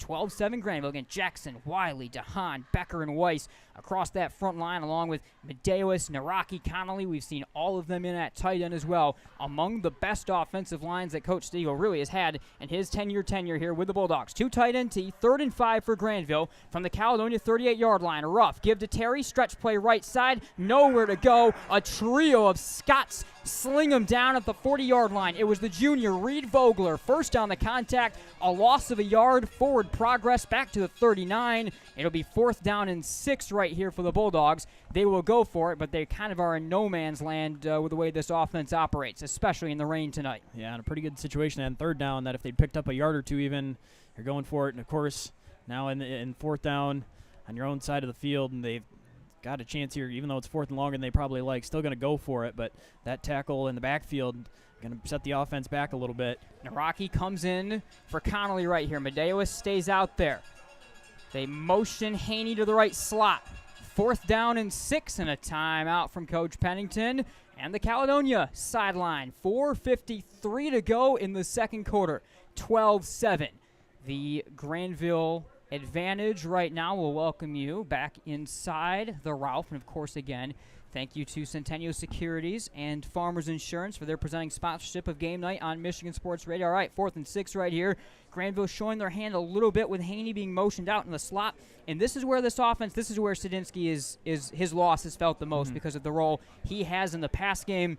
Curious, though, like I said, this is double no man's land, both where you are at the 39-yard line as well as 4th and 6 for this offense in terms of trying to draw up what you're going to do, plus the rain makes it even more so. Yeah, it sure does, because realistically probably going to the air here in a normal situation, but the conditions the way they are, you might be a little bit hesitant that there's just so many things that can go wrong in a rollout and trying to throw the football down the field. But I think the Bulldogs showing that formation there, forcing the timeout from the Scots. We'll see if they go back to it now or if they're going to stick in the tee. 12-7 Grandville, 4th and 6. They again will motion, this time Josh Crater out of the backfield. Roll the pass. Ruff clutches, fires over the middle, wobbling pass, batted around, nearly secured by Crater. It first hit Townsend, then hit Crater. I think they both kind of lost the ball as it fluttered up there, falls incomplete, and the Grandville defense will come back out there. Caledonia has their stop, and now the Scots can take the lead at the end of this drive, down 12-7 with 4:47 to go. It was a well-drawn-up play, but a little bit of a clutch and just a little bit of a wobbler from Ruff that, again, it first bounced off Townsend and then it was bounced straight into the chest of Crater. Yeah, I think Ruff saw initially the coverage down the field, didn't like it, tried to hold on to it with the pump fake, and then realized with the pressure in his face he had to get rid of the football. All right, Caledonia goes to work, 4-wide set with Pennington in the left slot. Delayed give on to Townsend following blockers over the 40. Slipping by Haney, twisting down to the 50, and Crater rips him down into Grandville territory to the 49-yard line. First down run of 12 yards on first down right there. A tough charging run from Townsend as well. Actually, no, they're going to mark the knee first down actually back at the Caledonia 48-yard line. So it will be second down and 1 right here. 2nd and 1 for the Scots. 3 wide receivers set. Bulldogs bring 4 down linemen. Snap to Townsend. Or snap to Betzer. Give to Townsend. Got a push in the back. Burst of speed. Over the left side. Over the 30. And Townsend slipping down to the 28-yard line. He had a chance to break it. He tried to put a cut on and just slipped right down. We've seen that this surface seems very, very slippery for these guys this evening, as Townsend unable to keep his footing right there just in the open field. Yeah, the traction nowhere near what it usually is. Townsend had a already impressive run down the field, was trying to turn around the safety, make one man miss going down the field, and is just trying to change direction. His feet give out from underneath him. Scott spread him 4 wide again. 1st and 10 from the Grandville 28-yard line. 12-7 Bulldogs. Low snap, give to Townsend left side, slipping away from Becker. Juke move at the 21 and twist down to the 20. Tackled by Wiley and Crater from behind after a gain of 8 yards on first down.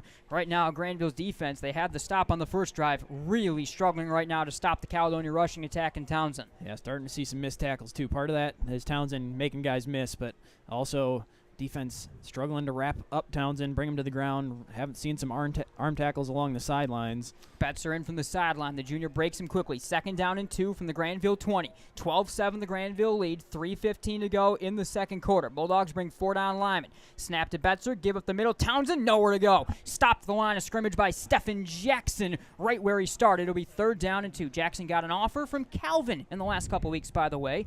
Will we take credit for that after he came on the show and said it? I don't know. I like to take credit for everything. I probably shouldn't. No, I think we probably should credit his great play. There's a timeout on the field. 2:56 to go, but great certainly for Stefan to see that first of what I think should be for sure, many offers on their way, and he made a good stop right there. 3rd down and 2 and a timeout on the field right here as both teams back to their sidelines after the Bulldogs took that. They're going to have to do some clock resetting a little bit right here as well before this 3rd down play right here, CT. Caledonia will get ready quickly to break it back out of their huddle. But right now, Brock Townsend, as a power runner, has been really one of the most impressive parts. Yes, he's got in the open field, but he's breaking tackles, and he's turning plays that are even somewhat well defended. He's making some of those missed tackles happen, and he's getting out. Now, Grandville's defense is ready to go. The clock will be reset to an even 3 minutes right here.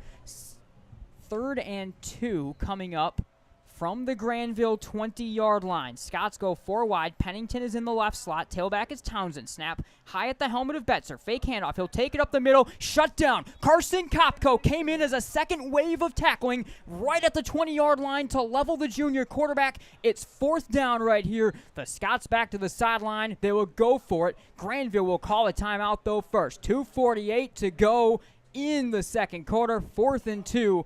A very, very big moment late in this second quarter. We'll stay with you. You're welcome inside.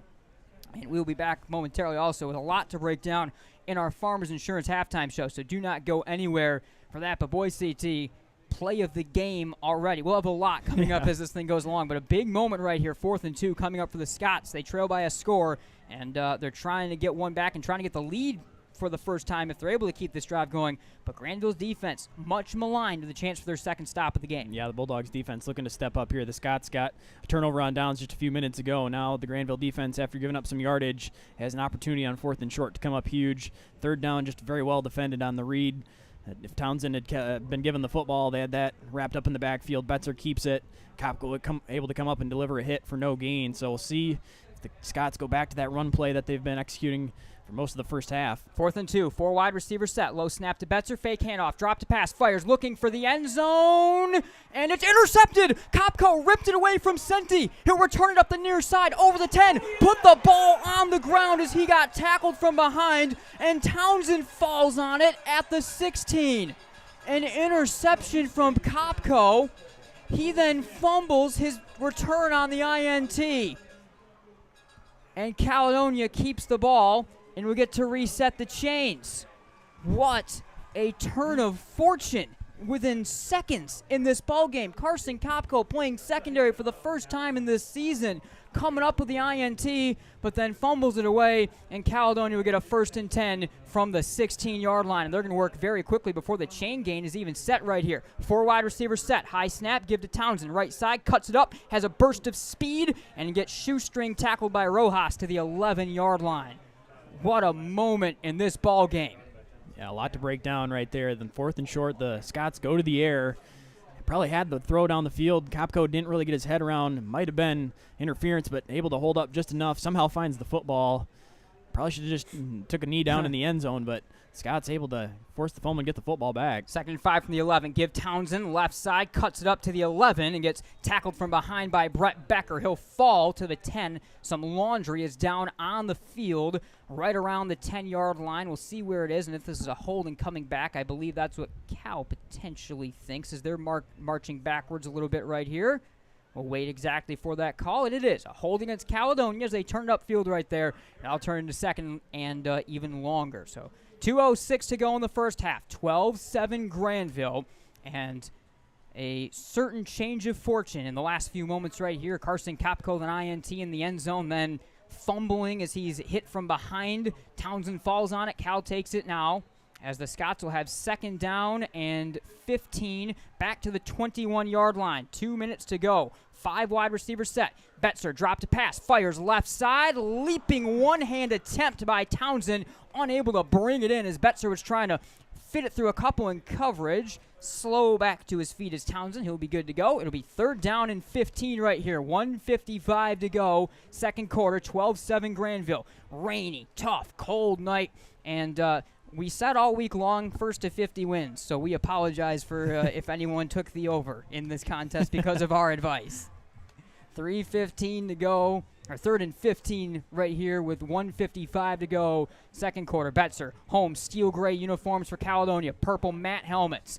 Betzer will break them out. 4 wide receivers set, wing back off the right side of the line. Pennington, empty backfield. Bulldogs bring a 4 down front. Snap to the chest, drop to pass.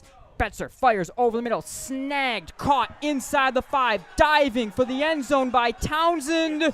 He is in. Touchdown, Caledonia. Delayed signal. Townsend into the end zone, and the Scots their first lead, 13-12. 3rd and long, and the Scots choosing to go to the air. Betzer just missed Townsend on the previous play. Would have been a touchdown. This time hits him on the post route across the middle of the field. The defense, really no one super close in coverage there, able to turn it up, and Bulldogs had a chance maybe to bring him down at the 1-yard line or at the inch line, but Townsend fighting in. Time out on the field right here. The the Scots will take their final timeout of the half, setting up a 2-point conversion try that we'll see on its way right here as they try to make it a 3-point lead. 1:50 to go, 2nd quarter, and Caledonia's first lead of the game. Brock Townsend, it has been his show on the ground and now also through the air on the reception right there. And Betzer throws a dart to him for his 2nd passing touchdown of the game. Yeah, surprising the Scots, even though the conditions still not great to be throwing the football. The rain still coming down pretty heavily. Betzer's been throwing a pretty nice ball. A couple overthrows, but not by much. It's hard to criticize in the way the weather is right now, but been able to hit some open receivers, maybe a little bit more than anticipated, even with the rain coming down. All right, 2-point conversion attempt coming up for the Scots, who have their first lead of the game by 1, 13-12 with 1:50 to go. And Betzer will break them out. 4 wide receivers set. Townsend, the H, motions into the left slot. Has a slot receiver. Tailback Townsend to the right hip from the shotgun. Bulldogs bring 4 down linemen. Snap high above the helmet. Give to Townsend. Left side is faked. Read option keeper. Big hole. Betzer into the end zone. 2-point conversion. Good. 15-12. And the Scots with a 3-point lead. We will be right back.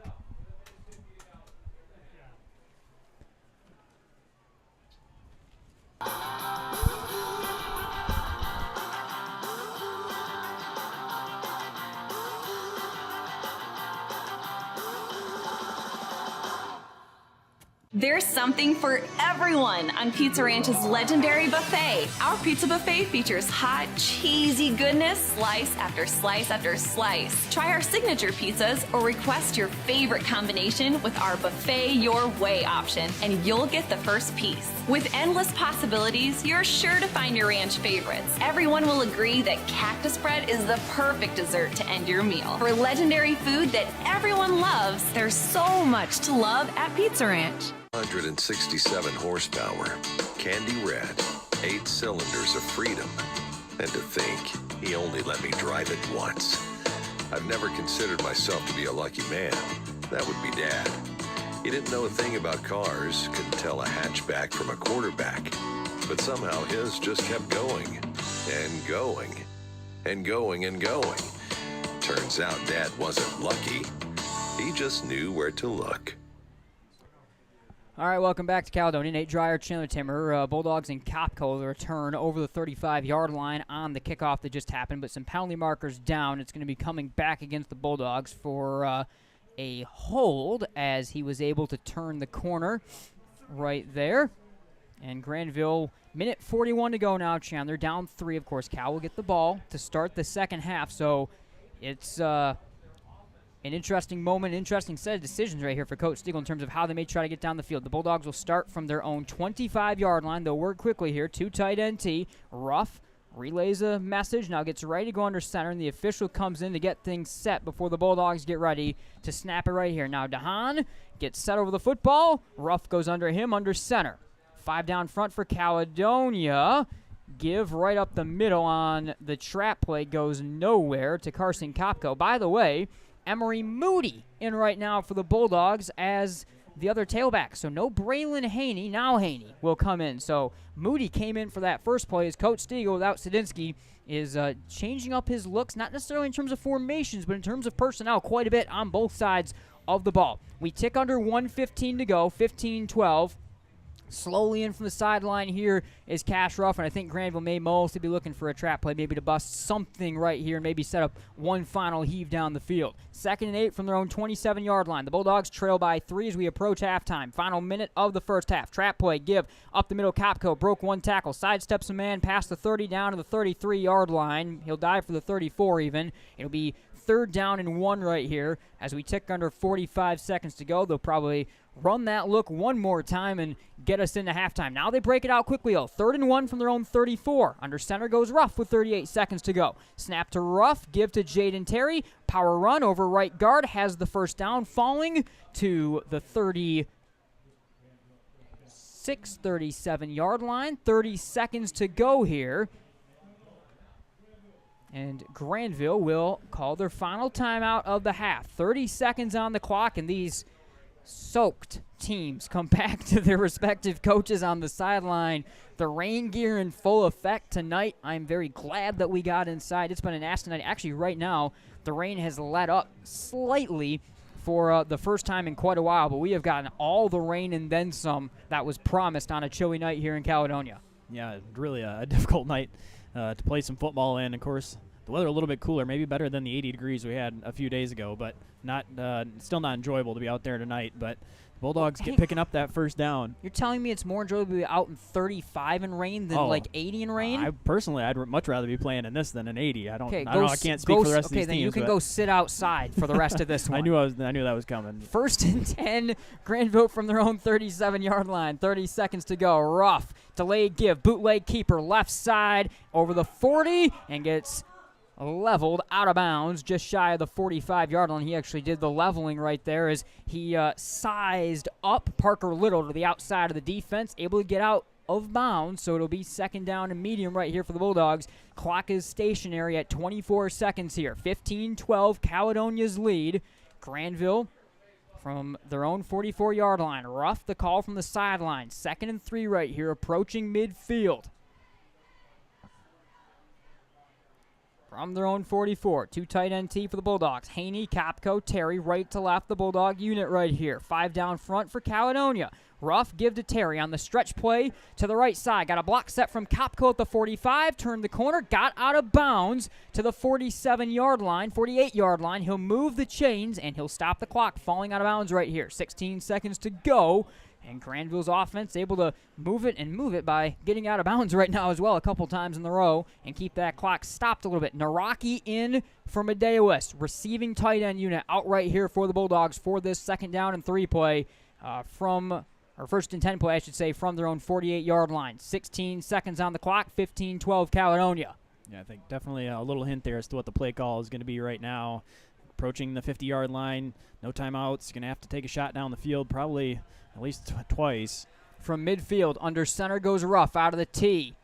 Give right up the middle to Kopko on the trap. He'll get the 49, 50-yard line. We'll tick under 10 seconds to go. Grandville running to the line of scrimmage. They will try to spike it right here and do so in kind of awkward fashion with 3 seconds on the clock, but they're able to get it spiked, and Grandville will get a heave down the field. 15-12, Caledonia able to score 15 unanswered after a great Bulldog start. And a game that has felt very classic Grandville-Caledonia. Not necessarily the shootouts of a year ago. Feels very similar to the game that took place on this field 2 years ago.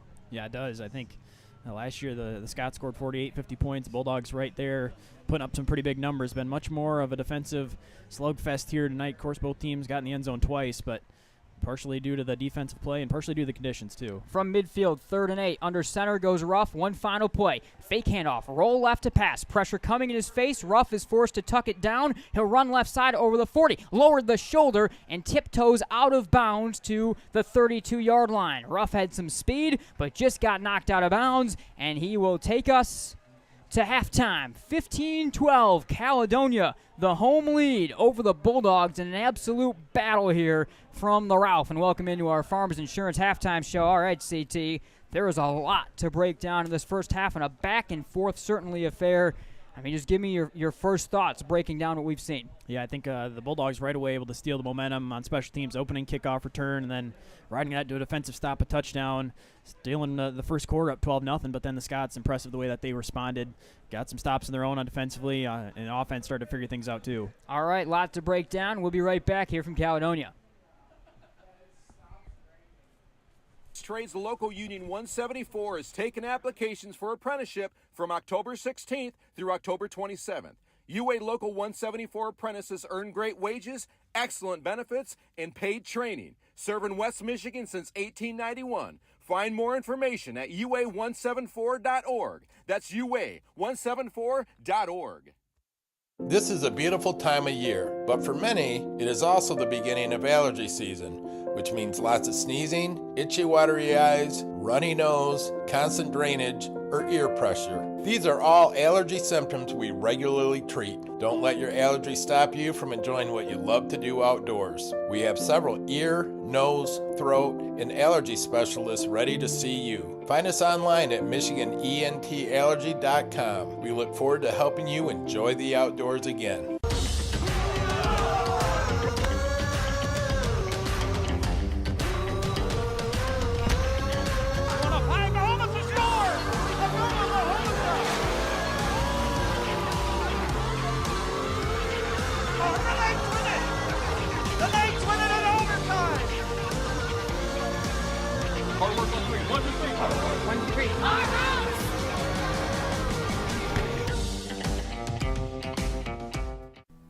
Looking for a great place to buy a used truck or car? Check out Extreme Truck and Auto Center, located at 1098 O'Malley Drive in Coopersville. They have a huge selection of trucks, cars, vans, and SUVs. Stop by their lot or give them a call at 616-384-3777. You can check out their inventory at xtacenter.com.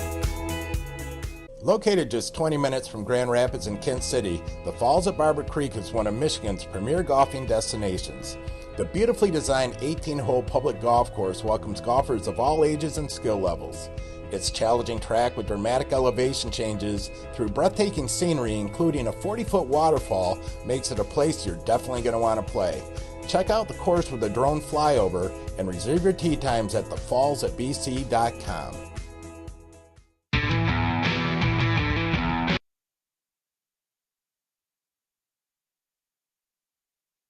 applause dies and the achievements are forgotten. But can you name 3 friends who helped you through tough times, or teachers who encouraged you in school? We remember those who make a difference in our lives. I'm Randy Hansen, president of Centennial Securities. What matters to us are the personal relationships we have with our clients, helping them build a secure financial future. As a Centennial Securities customer, you know what I mean. If you're not, isn't it about time? Member SIPC and FINR.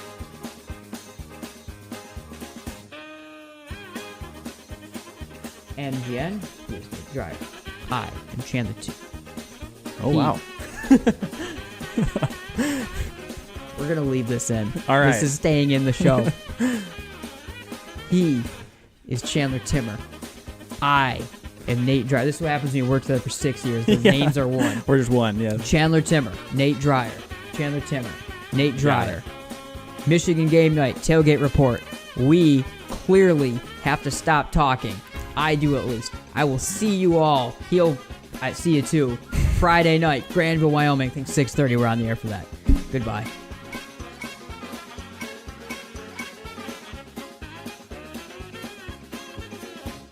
All right, welcome back, everyone, to the Scott Bates Farmers Insurance Agency pregame show.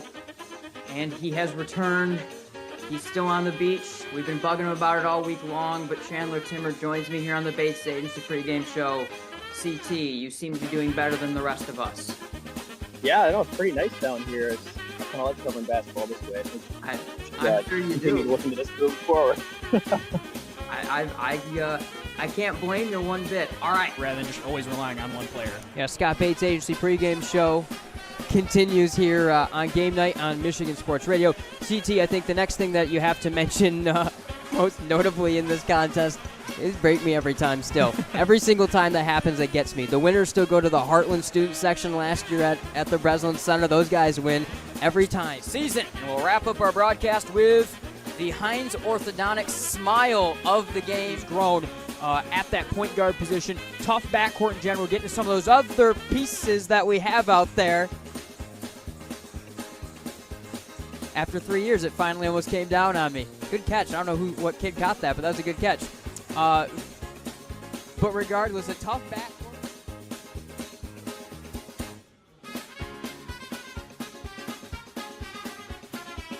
Your flight's at 5 or your... Yeah, the flight out of Panama City is like at 5, and we don't get home till like midnight, so. That sucks. So you're actually, that was a lie. You're not going to be tuning in. Yeah, no, if I'm at the airport at that time, I will be, but I'm likely missing most of it. Okay.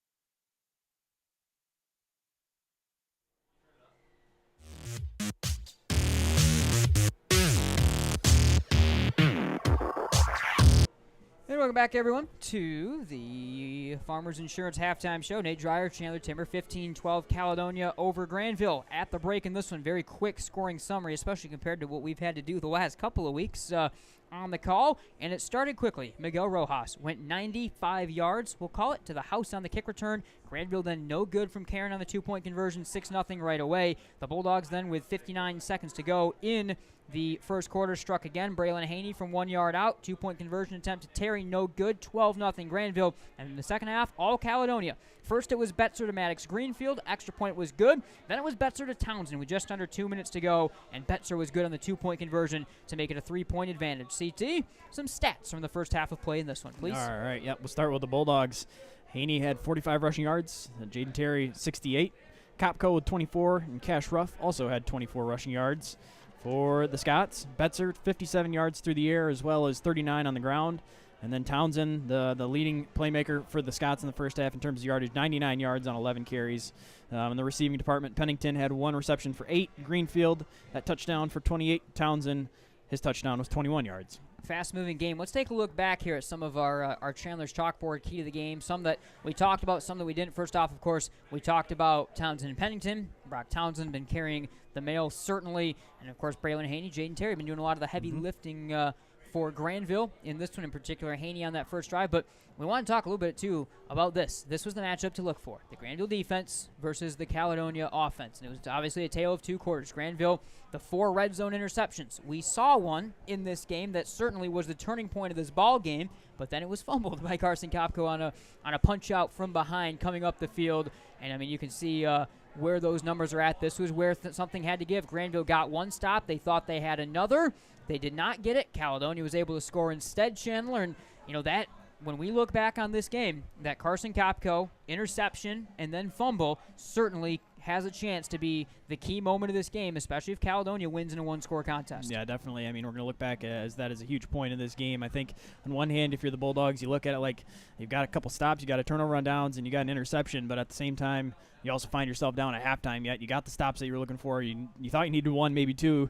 You got them, but you're still down. So you're going to need probably another one or two in the second half to try to keep pace. All right, a lot more to get to. Be right back here on our Farmers Insurance Halftime Show. 15-12, Caledonia with a lead by 3. The Scots do get the ball to start the second half. So a very, very important possession for both sides. Right away, we'll be kicking off the second half of play. We'll be right back here to the Halftime Show in just a moment.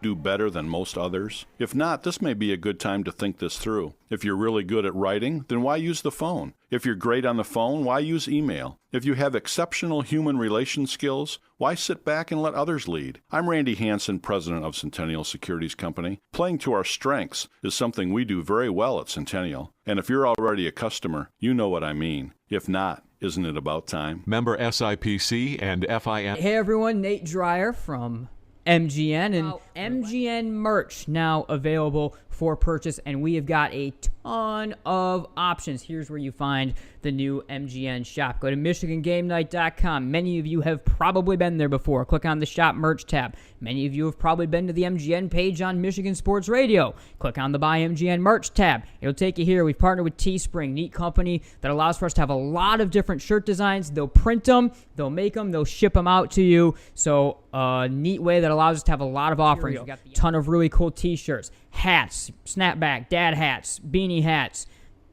water bottles, more t-shirts, more sweatshirts, just a ton of options. Really, just a ton of options that you're going to be able to look through and find exactly what you may want.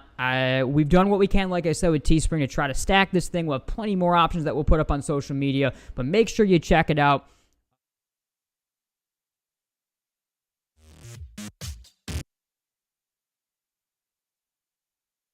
Buffet. Our pizza buffet features hot, cheesy goodness, slice after slice after slice. Try our signature pizzas or request your favorite combination with our Buffet Your Way option, and you'll get the first piece. With endless possibilities, you're sure to find your ranch favorites. Everyone will agree that cactus bread is the perfect dessert to end your meal. For legendary food that everyone loves, there's so much to love at Pizza Ranch.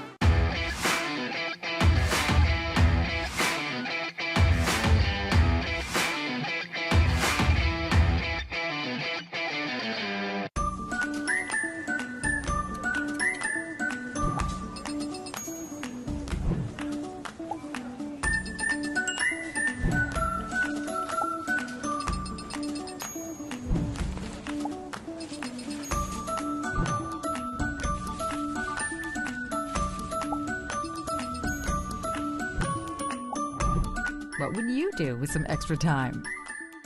Shop Fastlane today. Are you looking for a new career? Aetna Supply is hiring. Aetna Supply is Michigan's #1 plumber wholesaler, servicing local customers for over 50 years. They offer great benefits, a 401k with company match, quarterly bonuses, and no Sundays. Once again, check them out at aetnasupply.com/careers or click on their logo on the Michigan Sports Radio homepage. Don't just find yourself, make yourself. Start businesses, build bridges, save lives, raise a whole city. This is your future, so take it and move all of us forward. Hey, football fans, West Michigan Plumbers, Fitters, and Service Trades Local Union 174 is taking applications for apprenticeship from October 16th through October 27th.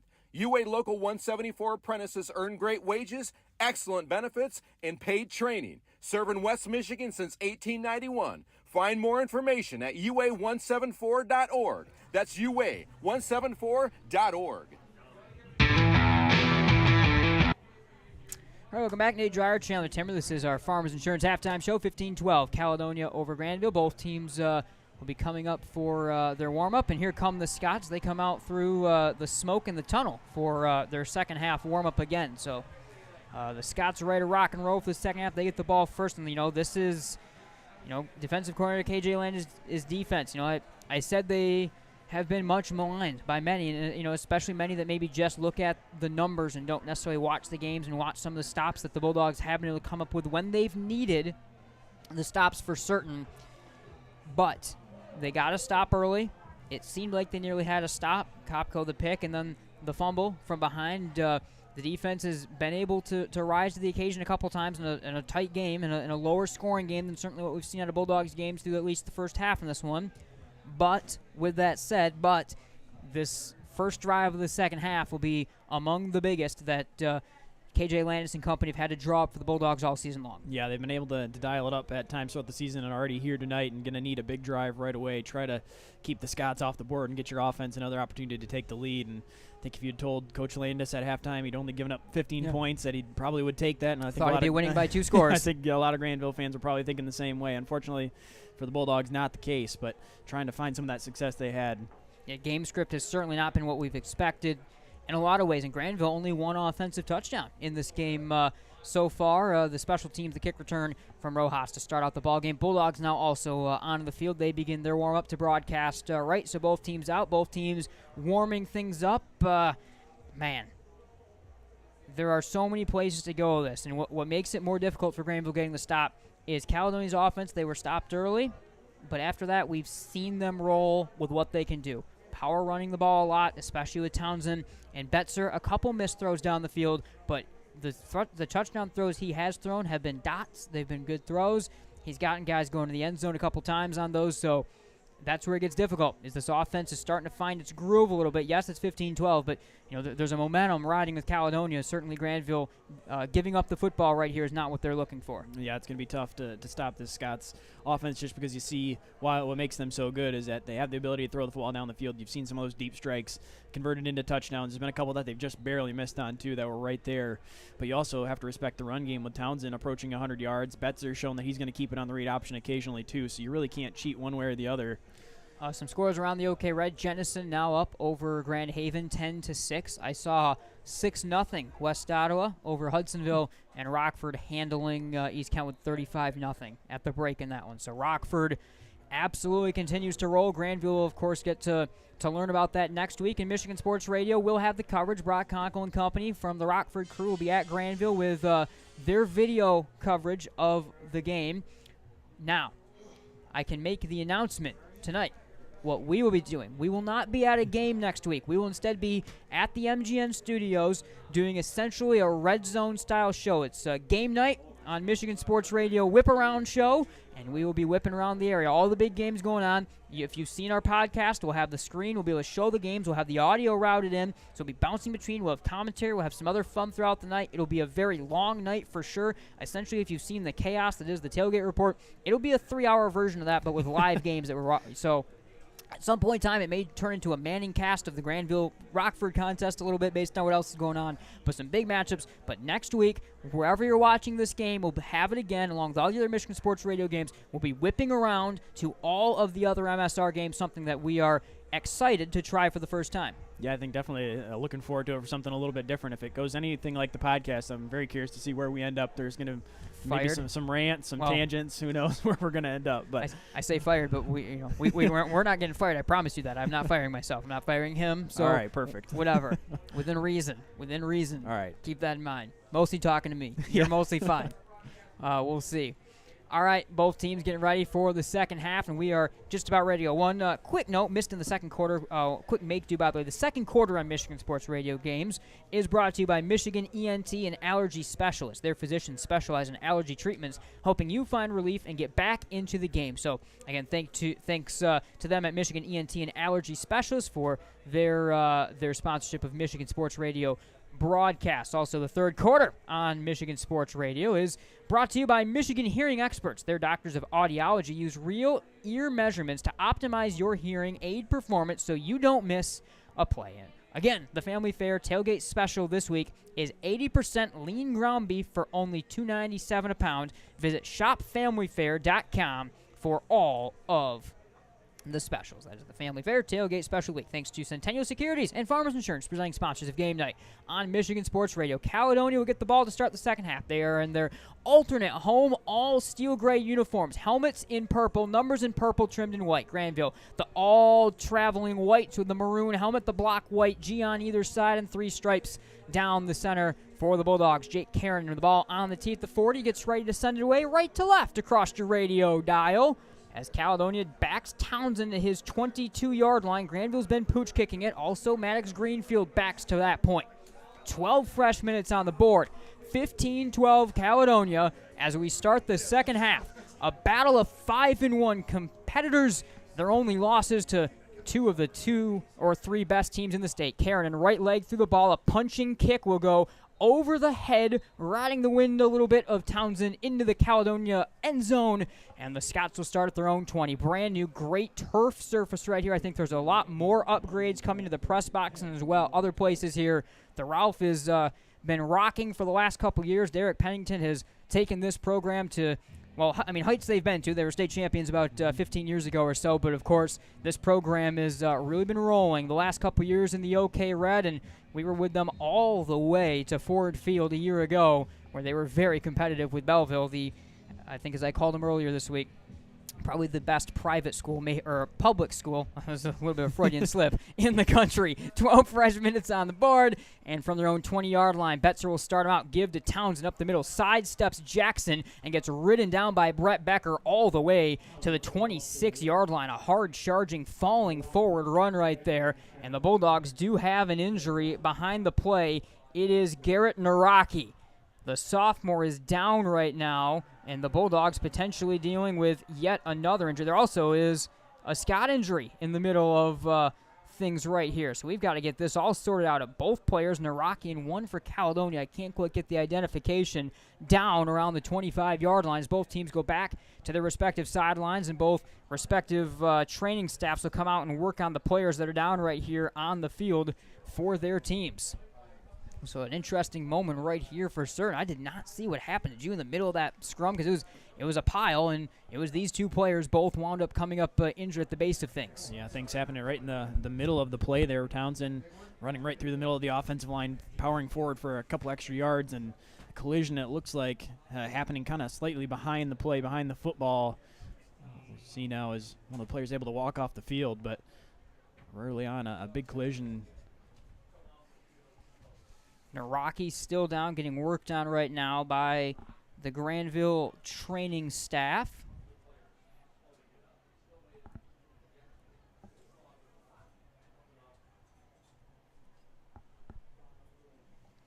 So Naraki down, getting worked on, and this is huge, of course, for Grandville. We'll continue to stick through this injury break right here as Naraki gets worked on, but Grandville already without Reed Graverson for an extended period of time, and now another Bulldog linebacker is down and in quite a bit of pain as well as he continues to get worked on by the training staff right here on the field. 11:43 to go. We're going to step aside, be right back here from Caledonia.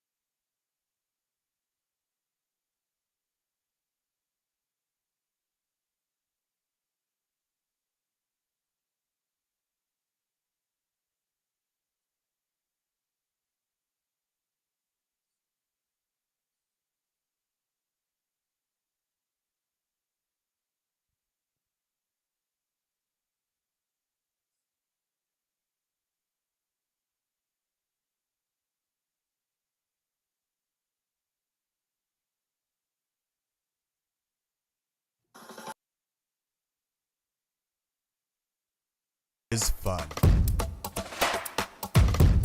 Royal is teamwork. Royal is growth. Royal is innovative. Royal is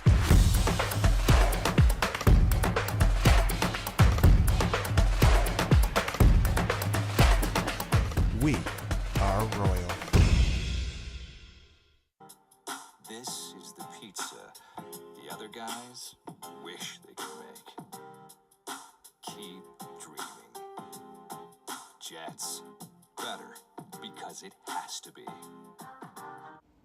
Kroll Furnace is upgrading your comfort with the Daikin Fit system, featuring adaptive heating and cooling. Call us today to learn more about this innovative system. Kroll Furnace, keeping you comfortable for 4 generations. All right, welcome back to Caledonia. Nate Dreyer, Chandler Timmer. Long delay right there for Garrett Naraki. He is back, and with a bit of help walking off the field, seems a little bit shaken on his way off the field. But Naraki to his feet, back to the Grandville sideline, and now the Bulldogs already without Reed Graverson. Naraki now also out for the Bulldogs for a bit right here as he returns to the sideline. So a 2nd and 4 coming up for Caledonia as we get ready to run our second play of this second half from their own 26-yard line. 15-12, the Scott lead. They'll spread them 3 wide out of the shotgun. The junior Betzer brings the hands together, high snap at the chest. Give to Townsend, left side. He's got it just shy of the 30-yard line of the 29. Got brought down by his shoes from behind by Avon Cott, short of the first down from the 29. It'll be 3rd down and 1 right here. Very good tackle from Avon Cott. Yeah, strong tackle, able to bring down Townsend. Townsend all night long has been breaking extra tackles, picking up yardage after contact. That time, though, brought down just short of the sticks. The Bulldogs giving themselves a chance on 3rd and short to try to get a big stop. Scots will break it out. 3 receivers set. 3rd and 1 from the Grandville 29-yard line. The Scots lead it by 3. Snap high. Give to Townsend. Up the middle. Has the first down. Charging to the 33-yard line. Stephen Jackson on the stop, but a big enough hole right up the middle with the speed of Townsend to move the chains for Caledonia as they get it up to their own 33. Yeah, I remember from the playoff run last year that something the Scots do is Betzer gets the handoff, and when he gives it on a designed handoff to the running back there, gives Townsend a shove in the back, just a little extra momentum is to try to break through the line of scrimmage. Easily able to break through the line there and get the first down on 3rd and 1. Caledonia breaks him out. Again, 3 wide receivers set. The tight end, or wing back, I should say, to the left here is Pennington. Snap of the chest. Betzer dropped to pass. Some pressure coming. Gets picked up there. He'll now run left, looking to scramble. Fires back across his body, short to midfield, as coming back towards that football was Maddox Greenfield on the underthrow as he was forced and flushed out of the pocket. 2:10 to go. Flushed out of the pocket, but had some time right there. A couple of rushes, including one from Moody, got picked up and gave Betzer time to look downfield. Nothing able to develop as Grandville had decent coverage down the field. It'll be 2nd and 10 from their own 32 here for the Scots with 10:24 to go in the 3rd quarter. 15-12 is the Scott lead. Yeah, the Bulldogs defense going to take that after the Scots have been running the football pretty effectively. They're choosing to go to the air on 1st down. Nice mix of pressure in the backfield. Betzer never really able to set his feet, continually having to look downfield. The coverage also holding up as the scramble went on. 3 wide set. H-back off the left. Tailback Townsend to the right hip. Delayed give fake to read option keeper. Blown up in the backfield. Emery Moody brought him down. Ball is on the floor. Both teams fighting over it. Grandville says they have it. Maddox Greenfield saying the same for his team. It was Miguel Rojas able to come in after that football. We'll see who has it. The bottom of the pile still fighting back and forth. Grandville football. No.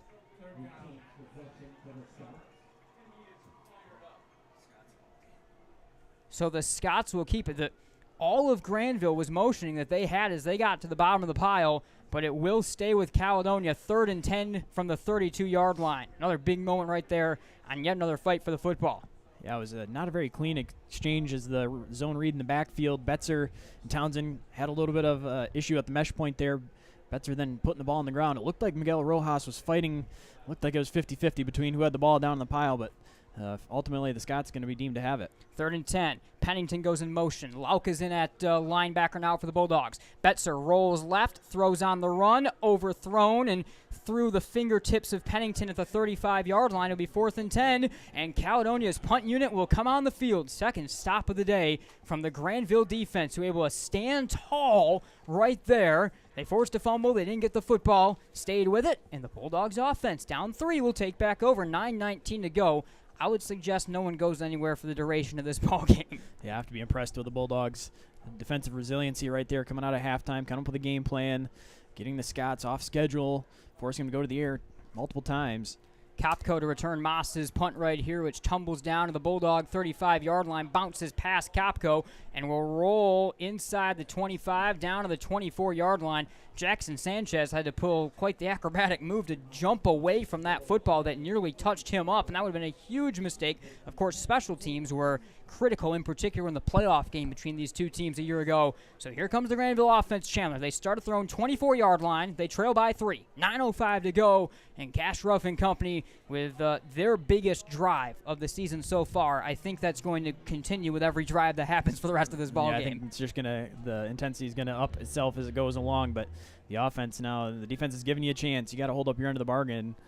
2 tight NT, 5 down front against him. Jaden Terry over right guard, pushes the pile, and then breaks out of the pile into the open field over the 45, right sideline 35, 30, breakaway speed 15, 10, 5, touchdown, Jaden Terry. What on earth just happened? He was in the pile. He squirted out of the other side of the pile, and Terry goes to the house. 76 yards, Jaden Terry. 18-15 Grandville. Well, that's now more than once during the course of the season that you say big drive for the offense here, and it's Jaden Terry coming up immediately with a big play. That time, it was a complete pile. It wasn't like momentum was still going. Like he was all but stopped. He just never gave up on the play.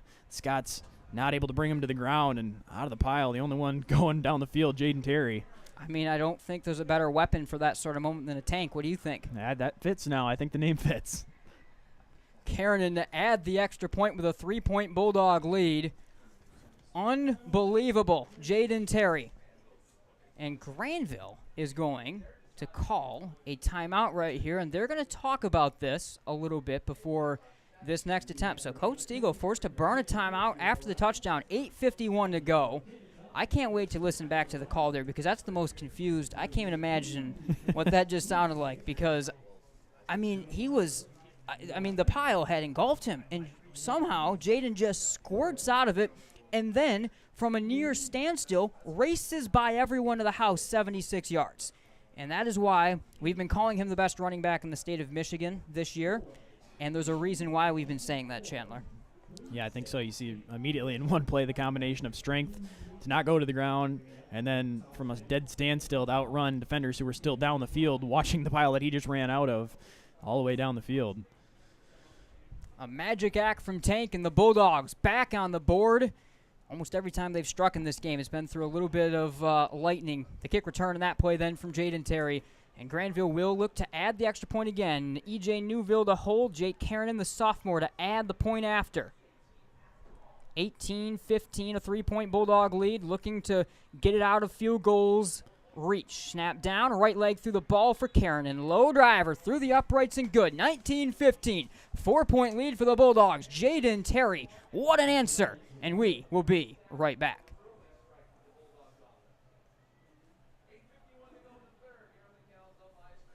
5 Miss Americas. The point is the applause dies and the achievements are forgotten. But can you name 3 friends who helped you through tough times or teachers who encouraged you in school? We remember those who make a difference in our lives. I'm Randy Hansen, president of Centennial Securities. What matters to us are the personal relationships we have with our clients, helping them build a secure financial future. As a Centennial Securities customer, you know what I mean. If you're not, isn't it about time? Member SIPC and FINRA.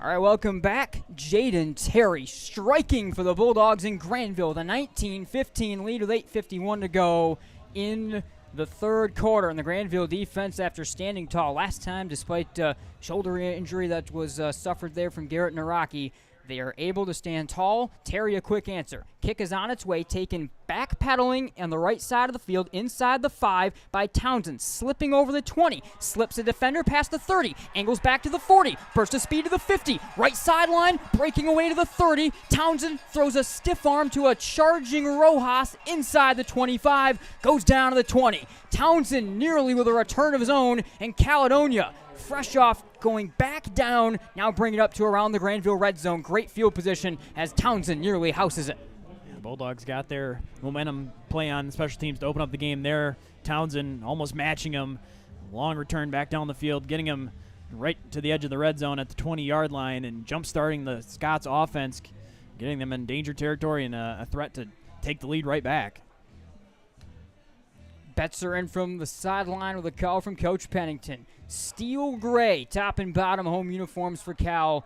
The tailback the tailback Heron goes to the right hip right here. Low give, end around, read option sweep is faked to Pennington on the end around, taken by Betzer up the middle, and he's shut down back at the line of scrimmage around that 20-yard line. But a couple unique things to talk about right here. First off, Heron comes into the backfield, the power running back. Secondly, they got a little end-around action right there, read option off of it, and Betzer gets nowhere back to the line of scrimmage, 2nd and 10. Now, I don't know, as we still do not see Cal utilizing Townsend, if he maybe got nicked up at the end of that long return as well. 5 wide set right here. Low snap at the knee. Settled down by Betzer. Peering right now. Peers back left. Throws a screen to Heron. Somehow bobbles and settles it down over the 15 and dives down to the 13-yard line. He was bobbling that one all the way to the ground. Able to secure it. It'll be 3rd down and short right here. 3rd and 3 for Cal from the 13-yard line. 7:43 to go, 3rd quarter. 19-15 Grandville.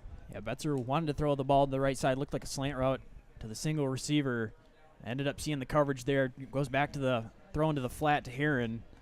Townsend back into the ball game. Heron back to the sideline. 7.5 to go. 3rd and 3 from the 13-yard line right here for Caledonia. Line to gain is the 10. They'll bark him out. 4 wide set. Tailback to the right hip of Betzer. Bulldogs bring 4 down linemen. Snap at the waist. Fake give. Read option keeper. Betzer has the first over the 10 to the 5-yard line. Cutting. Diving towards the end zone. Touchdown Caledonia. Brody Betzer.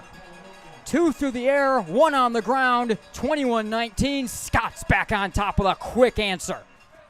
Yeah, the kick return sets him up in really good position. The Scots then capitalizing. Able to get 20 yards in a couple plays. Capped off by a strong run from Betzer. Keeps it on the read option and powers his way in. That was a little Mason McKenzie-like on the keep off the option right there. Dicing his way into the end zone. Now Betzer will hold for the extra point as Nate Moss will look to tack on one more and make it a 3-point lead. 7:06 to go.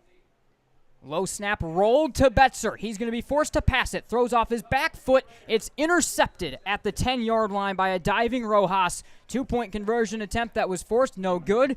And it remains a 2-point game. 7:06 to go in the 3rd quarter. 21-19. And thanks again to Centennial Securities, along with Farmers Insurance, presenting sponsors here of Game Night on Michigan Sports Radio. Nate Dreyer, Chandler Temmer with you this evening on a really, really big evening, to say the least, here in the OK Red from this new surface at the Ralph in Caledonia. Again, CT, we announced during halftime. Next week, tune in to wherever you're watching this game for the Game Night on Michigan Sports Radio Whip Around Show. Michigan Sports Radio will have Grandville Rockford coverage. It won't be us, and we'll be back in our studio with a new idea, whipping around and red zone style coverage around all the Michigan Sports Radio broadcasts going on next week. So kind of your point to go to be able to watch what game do I need to be at around the 15-plus broadcasts going on Michigan Sports Radio. 7:06 to go. Caledonia back on top. Huge game from Brody Betzer. 2 through the air, 1 on the ground. He adds another one here. It's 21-19 Caledonia with 7:06 to go in the 3rd. Moss will send it away left to right across your radio dials. We're getting in the back and forth sort of contest. We expected a little bit more right here. Short, twisting kick taken at the 15-yard line by Carson Kopko. He'll angle to the middle of the field at the 25 and push into a pile to the 26-yard line. Maybe they push to the 27, and it will be the 27, maybe 28-yard line on the mark where the Bulldogs will get ready to start this drive. 6:58 to go. 3rd quarter, 21-19. Caledonia the lead. Grandville the football. The mark is the 28-yard line. Last time out, the Bulldogs just needed Jaden Terry running 76 yards to score. I think this time going to need more of a methodical drive. Haven't had a ton of those big plays on the ground. See if they're able to have a full, complete possession down the field. Ball on the ground on the snap and fallen on by Braylon Haney for a loss of about 4 right there. Back to, it'll be the 26-yard line on the mark. So a loss of 3. 25 will be the mark. Loss of 3. 2nd and 13 right here. A dangerous moment right there. 6.5 to go. Just a slippery rain night. The rain has subsided for the second half, I will say, but it almost gets tougher then with the kind of greasy conditions. So Grandville 2nd and 13 from their own 25-yard line right here. Ruff under center, give to Terry up the middle, twisting and spinning, and Reed Vogler shuts him down right around the original line of scrimmage. Terry will get it 1 yard past that original line of scrimmage to the 29-yard line. It'll be 3rd and 9 for Grandville. So the Bulldogs trail by a couple, and now are backed up 3rd and 9 at their own 29-yard line right here. And a big moment for the Dogs, who break it out of the tee. Cash Ruff under center. Kopko in the middle of Haney to his right, Terry to his left. Snap to Ruff. Fake give, rolling right to pass. Pressure coming, throws through the hands of Mike Medeiros. Incomplete at the 35-yard line. It'll be 4th and 9. The Bulldogs try to get the big guy involved in the pass game, and now they will be forced to punt this one away, down a couple. Ruff rolling out to the right side. Immediately had Derek Pennington Jr. in his face. Had to try to throw that ball on the run. Delivered a pretty accurate ball, but Medeiros had some room. Unable to watch that one into the hands, though, and 4th and too long for the offense to try to go for here, so going to punt it away. 4th and 9, and Newville is in to punt it. Scots do not have anyone back as a returner right here. They have Vantoff as the deep safety around the 40-yard line, as Newville is back to his 15 to punt it away. So they're conceding it if Grandville does punt this football right here. Snap to Newville, right leg through the ball. Penalty marker is down. Angling, twisting kick goes straight out of bounds up around the Bulldog 42-yard line, but we'll wait to see what the penalty marker in the backfield is right here. I think it might be against the Bulldogs on the procedure to snap. Yeah, they were having some issues communicating along the line as they were still running bodies on there late into trying to set that punt up and moving some guys along the line. Looks like the Scots will be declining the penalty, whatever it was, or maybe not. Maybe we're going to be doing this again. In actuality, the chain gain was all the way down to where the ball had been spotted. Now they're coming back to where Grandville was, and it looks like the Bulldogs will be forced to punt this one away right now on what will become 4th and 14 right here. 5:39 to go. The Dogs will get set to punt this one. 21-19, Caledonia has taken the lead back in a back-and-forth third quarter so far. And the Bulldogs will have to punt again. This time, Newville backs down. Sorry, check that. It's going to be Avon Cott in to punt. Now to his 10-yard line.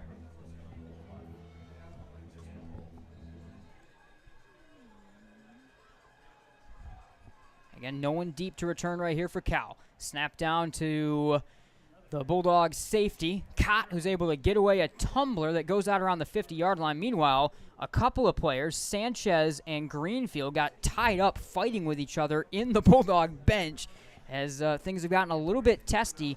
A lot of times around Maddox Greenfield, I've noticed as well. He and I think Terry got up talking at one point in time as well, as he's been carrying some of the energy along with carrying the mail offensively, the touchdown in this one. So now Caledonia, 2-point lead, midfield starting position, 5.5 to go. And Grandville's defense, they came up with a stop a moment ago.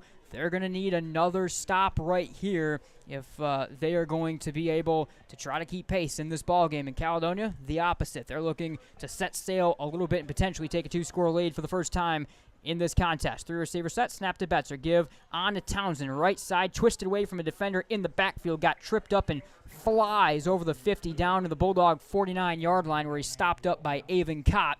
5:20 and less to go, clock ticking down in the third quarter. 21-19 Caledonia, 2nd down and 7 for the Scots right here from the Bulldog 49-yard line. There's been a couple times tonight, and there again, the Bulldogs able to get some pressure in the backfield. Defensive line breaking through and getting hands on Townsend, but just too slippery to try to wrap him up, stop that play for no gain or a loss. 3 wide set, low snap from the gun to Betzer. Straight quarterback power run, left side, breaking past Becker over the 45-yard line. Pyle picks him up around the line to gain. He'll be 1 yard short of it, but a powerful run from Betzer, able to run through Becker right there and nearly move the chains. It'll be 3rd and 1 for Caledonia, leading by a couple. 4:37 to go, 21-19 Caledonia in the third quarter. Yeah, Betzer not going to blow you away with his speed, but he's had a couple very powerful runs. Pretty well built for a quarterback, and that time on the design power, no fake to the running back, just keeps it to the left side, lowers the shoulder, fights through a pile of defenders, gets close to the first down, looks like going to be about a full yard short. 3rd and 1 from the 43-yard line. Scots break it out again in the 3 wide set. wing off the right side of the line. Pennington, tailback, Townsend to the right side. Low snap, give to Townsend with a shove in the back from Betzer, able to push his way through the line of scrimmage and fall down to the 40-yard line to move the chains. That's a commonplace thing in this offense. We saw it a couple times in the state championship, the shove in the back of Townsend to help push him through the pile. I think he got in the end zone a time or two at Ford Field with that sort of play, and he'll move the chains to the 40 right here. 3:53 and less to go. Scots leading by 2 and driving. They'll break it out, working quickly right here from the Bulldog 40-yard line. 4 wide set with Pennington in the left slot. Snap at the waist of Betzer. Give to Townsend. Left side. Stopped up at the 40 by Becker. Just charges through Brett Becker over the 35 down to the 34-yard line. Again, Becker was there, but Townsend was able to run through him. And there's a Scott lineman down on the field at the end of this play right now as well. Both teams going back to their sidelines, waiting on the ID of that player. 3.5 to go, 2nd and 4 coming up, but the powerful runs from Brock Townsend remain key for Caledonia. Yeah, been multiple times now. That time Townsend never saw him coming from behind. Had a chance to wrap him up and had so around the waist and trying to pull him backwards, and Townsend just fighting forward. Turns what would be a short gain on 1st down and give yourselves a chance the rest of the possession. And trying to get a stop instead, and it's a gain of 6, and now the Caledonia offense remains on schedule. They can go to the air here if they want. Can still run the football like they have with some power on this possession so far.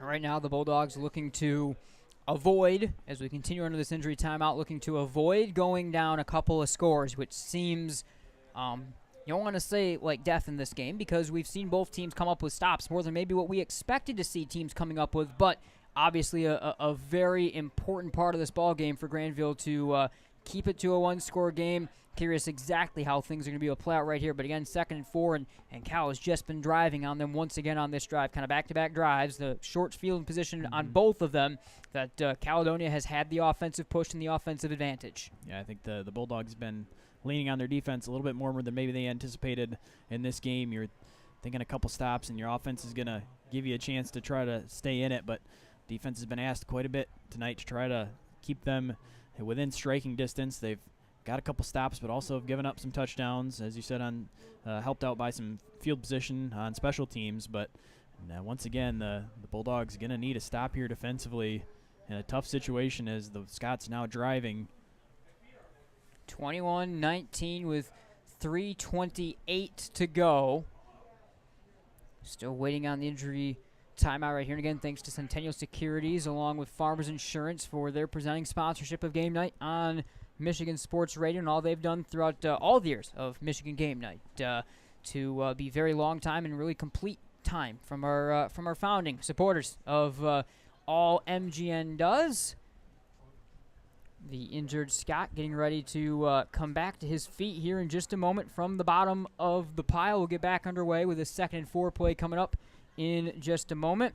And that is the senior Kyler LaFountain, who has been in that tackle for the Scots in this one. He will slowly, with quite a bit of help, come off the field right here. Coach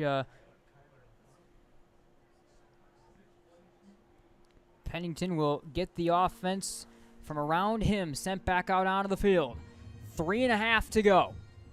2nd and 4 from the Grandville 34-yard line. Scots lead it 21-19, and they're driving right here. Betzer in the backfield. He's got a rushing TD, 2 through the air, and Townsend is offset to his right hip. 3 wide set, motioned out left slot is the H-back Pennington to make it a 4 wide set. Bulldogs bring a 4 down front on 2nd and 4. Snap to the junior at the chest. Drop to pass. Betzer fires deep right side, looking for Greenfield. Caught 5-yard line into the end zone. Touchdown, Caledonia. Got over top of Jackson Sanchez. Greenfield into the end zone again. And Caledonia leads at 27-19. Now over the top there. They've been running the football. They're now taking a shot over the top. Greenfield gets behind Rojas, and Sanchez saw it at the last second. Tried to come over from the guy he was guarding there along the outside, but just a second too late, and the ball over top of his head as well. Well-placed ball by Betzer. All right, now Moss will look to add a point after to make it a 2-possession game. Betzer to hold. High snap, sells it down, right leg through the football, and the short leg kick is good. Caledonia by a couple of scores for the first time. 28-19, Fighting Scots leading the Bulldogs in this one. We will be right back.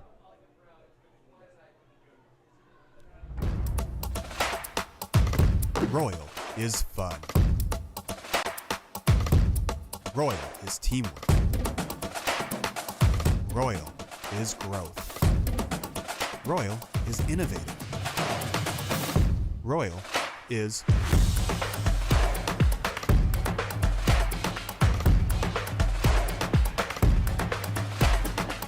we are Royal. This is the pizza the other guys wish they could make. Keep dreaming.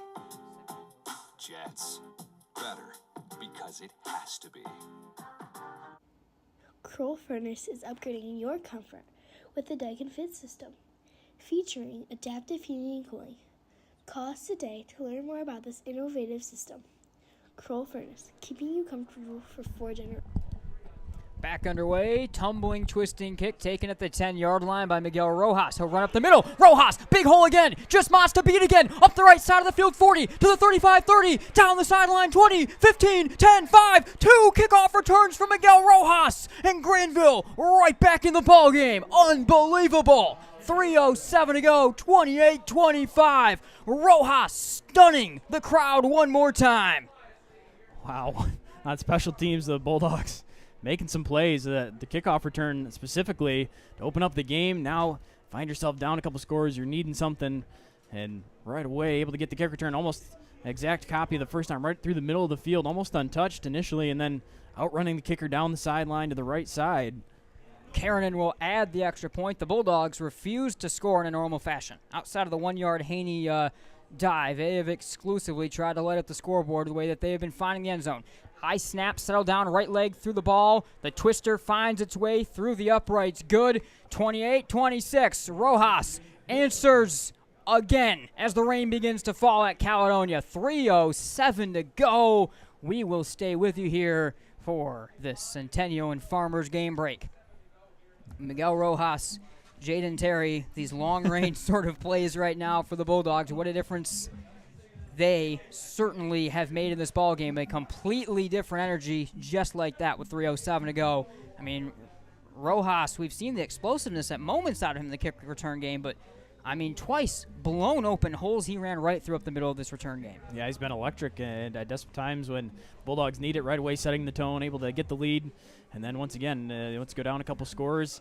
Your offense has been stymied a couple times. The defense just gave up a drive to give up a touchdown, and able to get that kickoff return.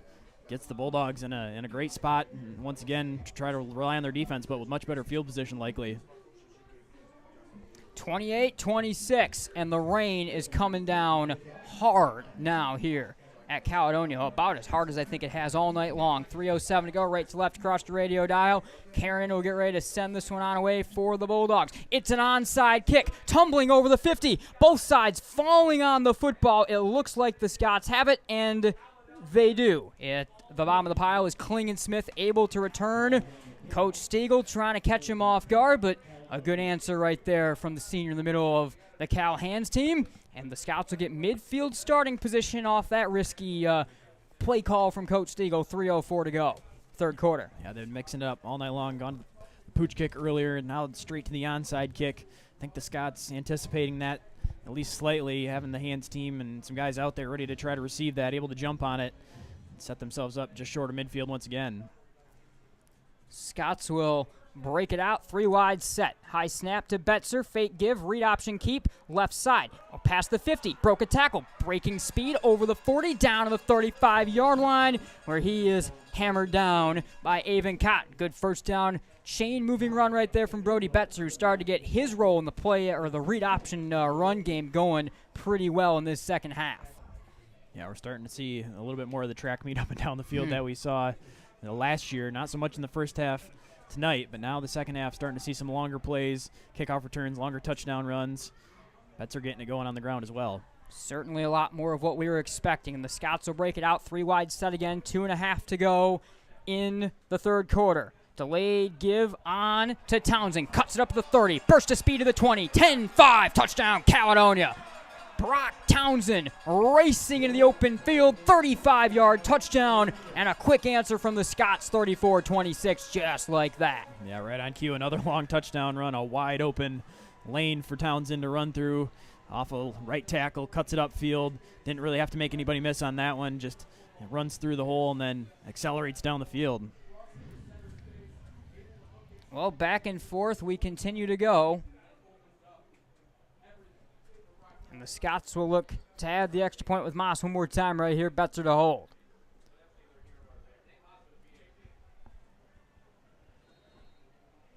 Snap rolled to Betzer again. On the ground. Fires off his back foot. Short of Vogler. Another rolled snap. And Caledonia unable to come up with the extra point there. 34-26. And it is a one-possession game. Huge missed opportunity right there on the extra point attempt from the Scots. We will be right back. Can you name the 10 winners of the Nobel Peace Prize or the last 5 Miss Americas? The point is the applause dies and the achievements are forgotten. But can you name 3 friends who helped you through tough times or teachers who encouraged you in school? We remember those who make a difference in our lives. I'm Randy Hansen, president of Centennial Securities. What matters to us are the personal relationships we have with our clients, helping them build a secure financial future. As a Centennial Securities customer, you know what I mean. If you're not, isn't it about time? Member SIPC and FINRA.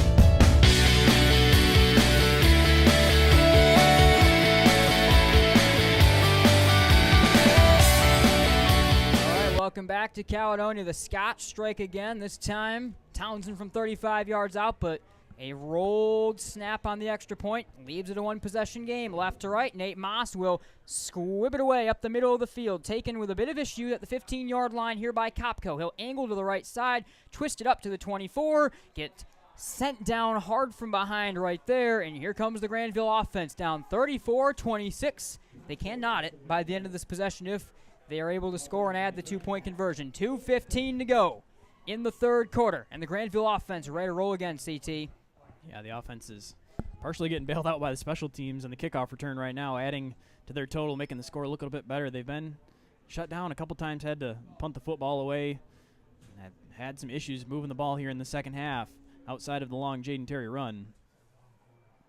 Kickoff returns, long runs from Jaden Terry, where the bulk of the scoring has come from. 2 tight end T, Ruff under center, give to Terry. Hand in the back of a blocker, shut down at just past the line of scrimmage. He'll fall ahead for a gain of 2 in 2nd and 8 coming up right here. 34-26. Caledonia with 2 minutes to go, clock running down in the third quarter.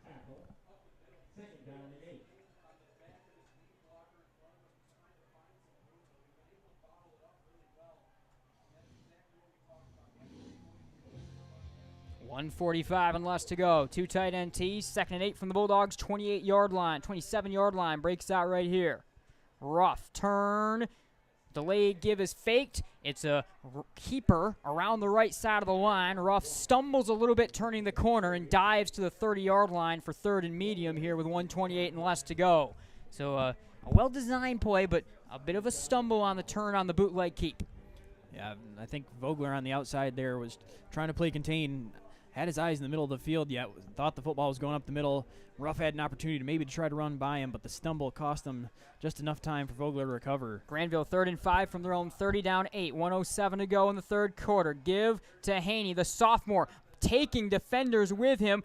Bowling his way down to the 35. He'll move the chains. Haney pushes the pile the whole way, and the sophomore able to move the chains for the Bulldogs. Braylon Haney, 5'9", 200 pounds. Able to push it and able to move the chains for the Bulldogs. 1st and 10 up to their own 30, down 34-26 inside the final 50 seconds of the third quarter from Caledonia.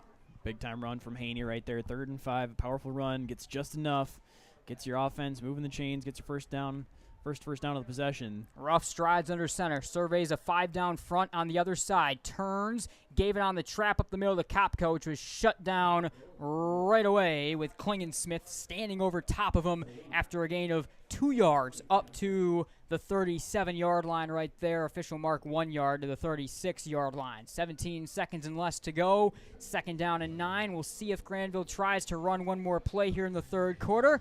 And it looks like they will. Grandville breaks it out. 2nd and 9 from their own 36-yard line, down 8. Final 5 seconds of the 3rd. Taking their time, 3 seconds and less. Here's the snap. They'll run the play. Jaden Terry, right side, sneaking through the line at the 40 and gets blown up by Vogler right there at the 40-yard line. It'll be 3rd and medium. 3rd and 5 exactly as we will begin the final quarter of play. 34-26 Caledonia after 3. We go to the final 12 minutes right after this on Game Night. Fortunate accident? Don't worry. Car Center Collision and Glass is your trusted partner to bring your vehicle back to life. With convenient branches in Cedar Springs, Burton Heights, Alpine, and Big Rapids, we're right around the corner to provide expert assistance. From collision repairs to mechanical fixes, we're your one-stop solution for all your car needs. Check us out at carcentermi.com.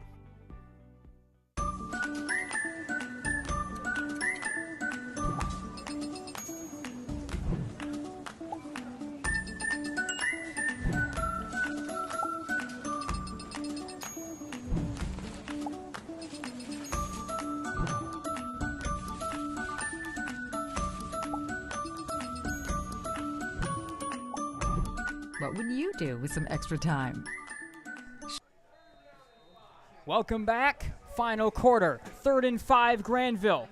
Give to Haney up the middle, blowing his way ahead. He's a yard short to the 44-yard line. It will be 4th and 1. Grandville down 34-26 from their own side of the field. They will go for it and try to get a yard. One of the plays of the game. Caledonia leads by 8. Grandville a 4th and 1 from their own 44-yard line. They break out, 2 tight end T. Kopko in the middle of Haney to the right, Terry to the left. Ruff under center. Defense crowds in. Give to Haney. Up the middle, jumping ahead, got the 1st down. A gain of 3 when he needed 1. And Haney moves the chains for the Bulldogs on 4th down. 11.5 to go, 34-26 Caledonia. Yeah, just on this drive alone now, Haney with carries on 3rd and 5 picks up a 1st down. 3rd and 5 gets 4. 4th and 1 gets more than he needs there. So 3 already carries on this drive. Crucial opportunities and able to get the yardage needed. Bulldogs 1st and 10 from their own 47. In between the hashes. Delayed give. Rolling to pass is Ruff. Fires deep down the field. Nearly intercepted at the 30-yard line by Parker Little as he was trying to find Jaden Terry down the field. A dangerous play call right there as Ruff rolling across his body, looking deep. Little nearly had the INT. He had a better chance at it than I think Terry did. Granville, though, lives to fight another day. 2nd and 10 from their own 47. Yeah, Jaden Terry showing off he could maybe play a little defensive back, a little corner there as well. He was straight up just having to knock that ball down. He was nowhere close to the football. Had to recover to make the play defensively to knock it away from being an interception. 2nd and 10 from their own 47. 5 down front for Caledonia. 1 high safety. Give to Haney over left guard. Shoves the pile to the 50-yard line for a gain of 3. And that will make it 3rd and 7 here for the Bulldogs. We tick under 10:50 to go in the final quarter. Caledonia by 8. Grandville's offense grinding to a bit of a halt, but still just grinding ahead enough right now in this 4th quarter to keep things moving. We'll see if they do so here again. The Bulldogs in the traveling white uniforms run up to the line of scrimmage, right in between the hashes, right in the middle of the football field. Snap to Ruff.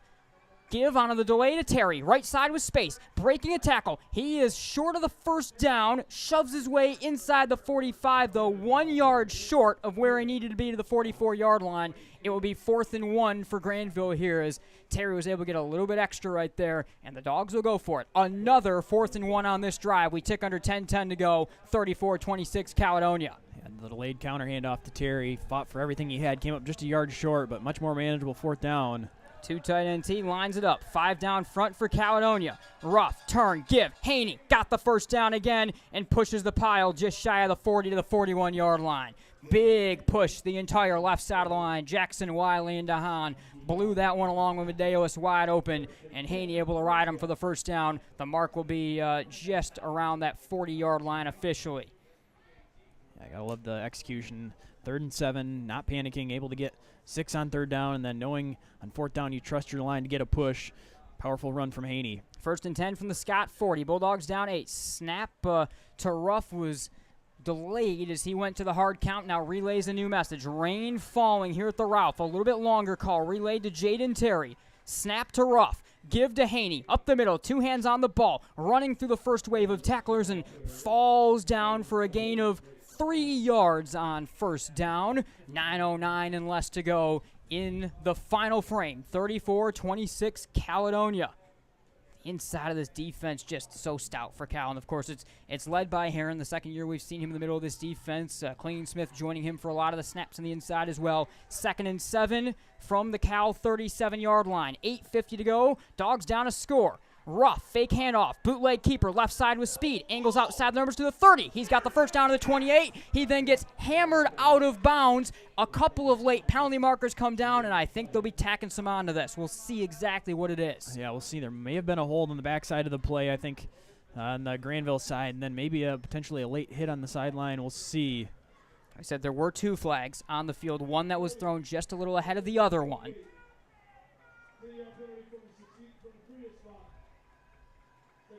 And there is a hold on the Bulldogs. So the hold on Grandville, and it sounds like it was on Jaden Terry as well, is going to negate that for the Dogs and now make it a 2nd and very long right here after it was 2nd and 7. So a chain mover is taken all the way back around midfield for the Bulldogs right here as they go outside the 45 to the 47-yard line right here.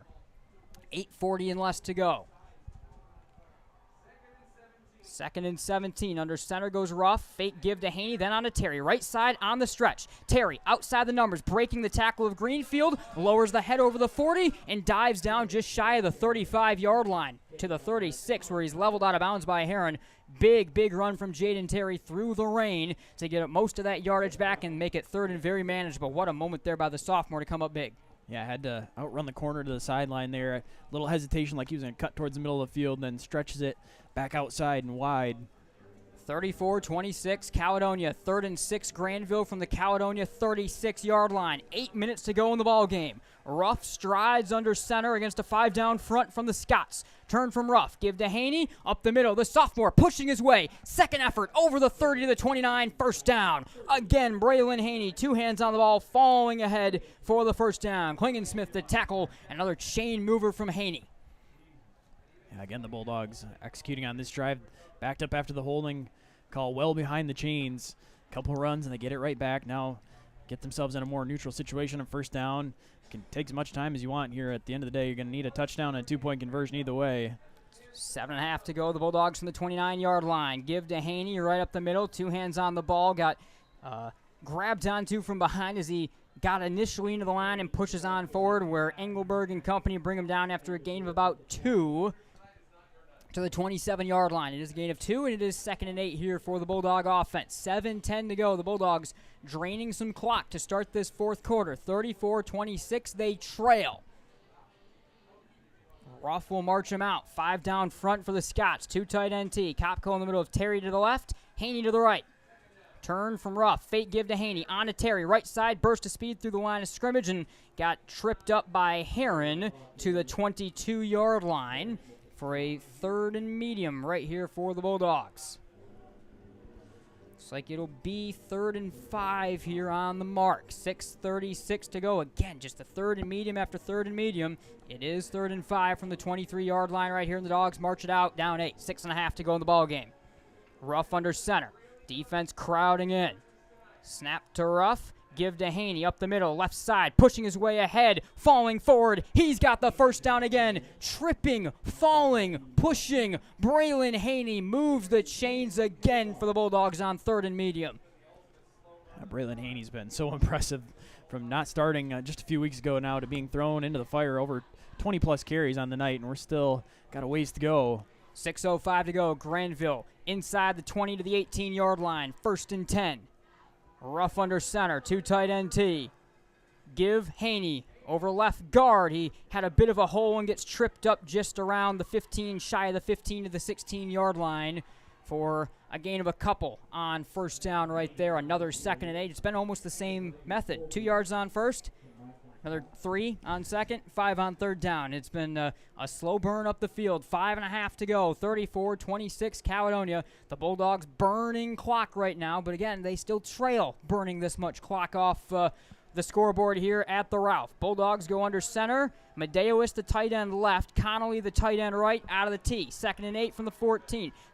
Give is faked. Bootleg keeper left side. Ruff was maybe looking to pass. He then tucks it back down, reverses course, takes it inside the 10, stiff arms the defender, lowers the shoulder, goes into the end zone. Touchdown, Cash Ruff. Confusion, madness, lowered the shoulder, and Grandville is within 2. Cash Ruff, unbelievable play. 5:09 to go. Cash Ruff just not giving up on the play, rolling out to the left side. Looked like he was going to try to turn the corner. There's a defender there. Kind of gives a pump fake, tries to get the defender to think that he might be trying to dump it off. Looked like he was still going to be wrapped up and spun to the ground, but keeps his feet. And walk the tightrope along the sideline as well for extra measure. Dogs will go for 2, 5:09 to go, and they go to a single back formation. Trio of receivers in the left slot. Pitch to the end around man. Kopko, he throws to the end zone. It's intercepted by Heron, and Caledonia stays up 2. Coach Stiegel going deep in the bag of tricks, and the Scots keep a 2-point lead on the end-around pass from Kopko. 5:09 to go. We will be right back.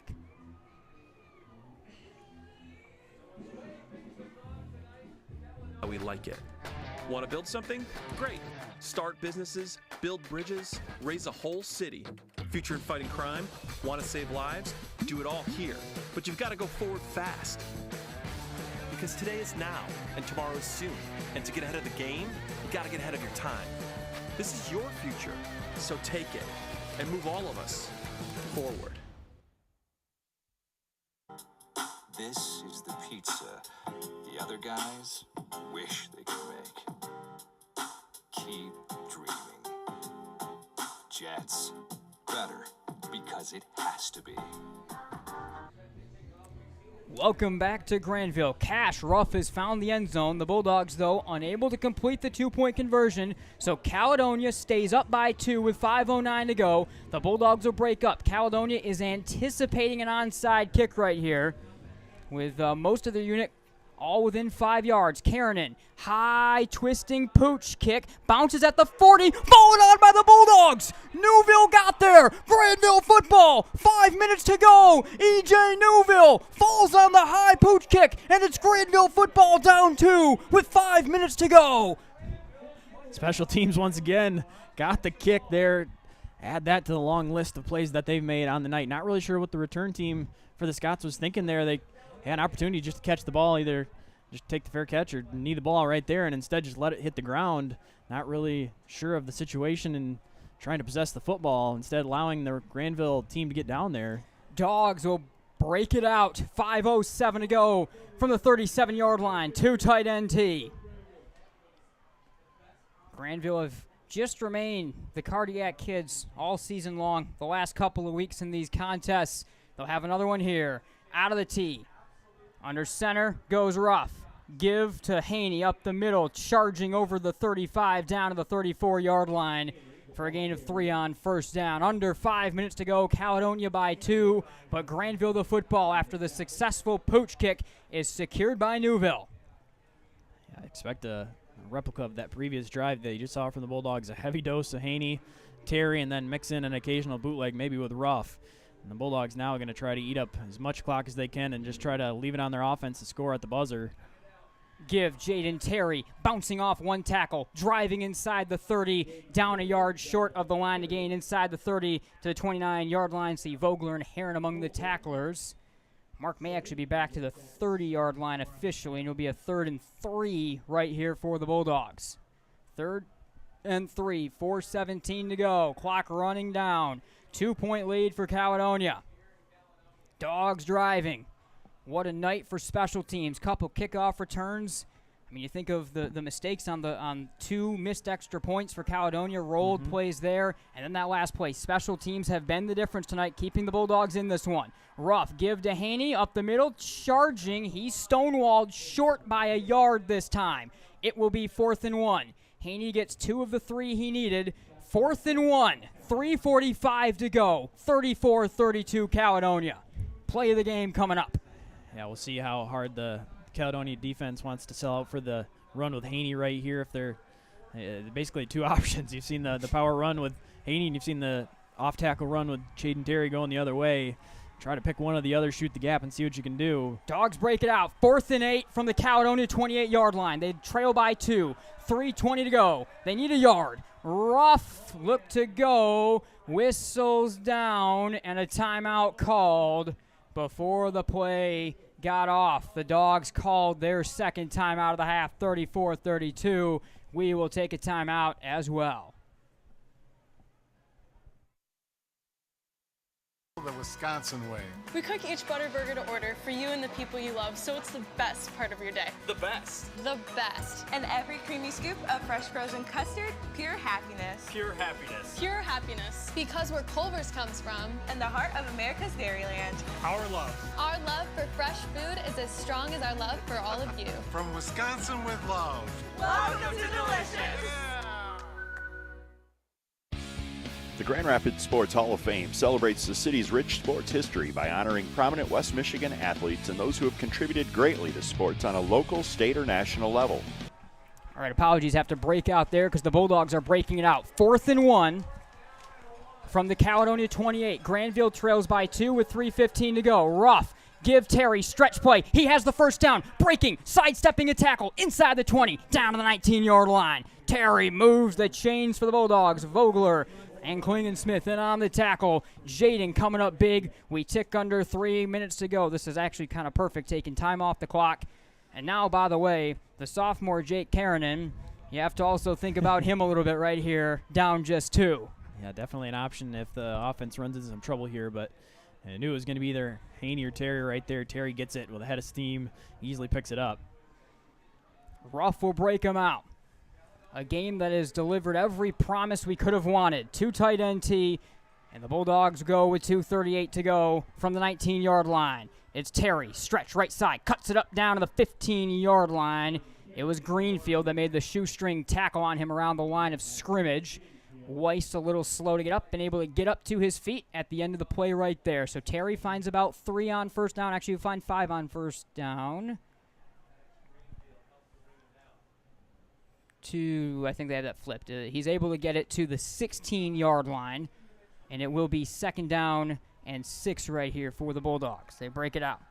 Ruff under center, 2 tight end T. Defense crowds in. Terry again over right guard, pushing the pile down just shy of the 10 to the 11-yard line. The 12-yard line will be the official mark. 1:53 and less to go. Grandville down 2, and a 3rd down and short coming up right here for the Bulldogs. The mark is the 12. It is a 3rd down and 3 for Grandville. Under 1:40 to go. Dogs have 1 timeout remaining. Caledonia has 3. Medeo is the left tight end. Connolly the right tight end. Kopko in the middle of Terry and Haney. 5 down front for Caledonia. It's Jaden Terry on the stretch at the 10. Blown up by Heron. Turns the head. He's got the first down. Just inside the 10-yard line. Jaden Terry moves the chains. Inside 1:20 to go. Jaden Terry just enough there. Looks like waiting for the official. Yeah, looks like just short. Just short. It is going to be called just short. It'll be 4th down and inches from right around the 10-yard line. Ruff under center. Grandville will go for it. Turn, give, Terry, got the first down. Inside the 10, driving down to the 7, the 6-yard line. Terry moves the chains. 49 seconds to go. Clock is running. Inside 45. Grandville is down 2, and they'll break it out. The Dogs have just 1 timeout remaining right here. 2 tight end T. From the 7-yard line, 1st and goal. Here's Haney, left guard, over the 5, backing down to the 4-yard line. 32 seconds to go.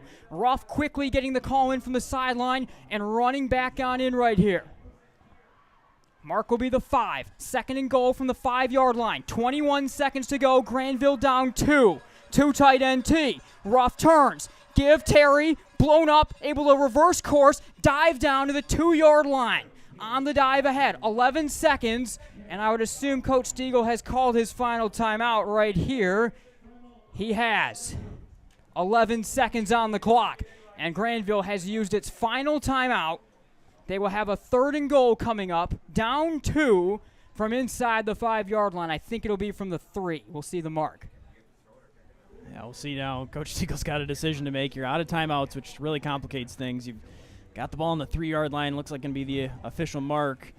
You've been executing on 3rd and 4s all night long, picking up that yardage. Do you trust it one more time, or do you run your kicker out there and try to essentially kick what would be an extra point here to try to win the game? You've got 11 seconds. Realistically, got one shot maybe to try to run the ball, get it in. If you don't, you got to be right to the line right away, spike it, and you can still try to kick it or run another play for that matter. But it's 3rd down, so you wouldn't be able to spike it. Yeah, not be able to spike it, but you would have to throw. If you're going to be able to do it, you would have to throw right here. 3rd down for Grandville and goal from the 3-yard line. 3rd and goal from the 3. 11 seconds to go. 34-32 Caledonia. 2 tight end T breaks out for the Bulldogs. They're going to run a play. Terry, Kopko, Haney the backs. Medeiros the left tight end. Connolly the right tight end. Ruff under center. Ruff, turn, delayed give, rolling left. Ruff, tucking, looking for the corner of the end zone. Diving, reaching for the pylon. Touchdown Grandville! He got it over the pylon. 2 seconds to go. Grandville has taken the lead.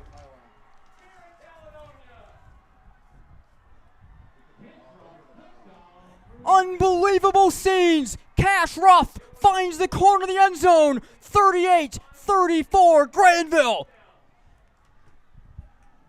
Cash Ruff rolling out to the left. I think he had Medeiros on a route, breaking to the outside there. He was going to try to throw it to him and recognizes he has a chance to try to make it to the front corner. It was very close. It was a foot race.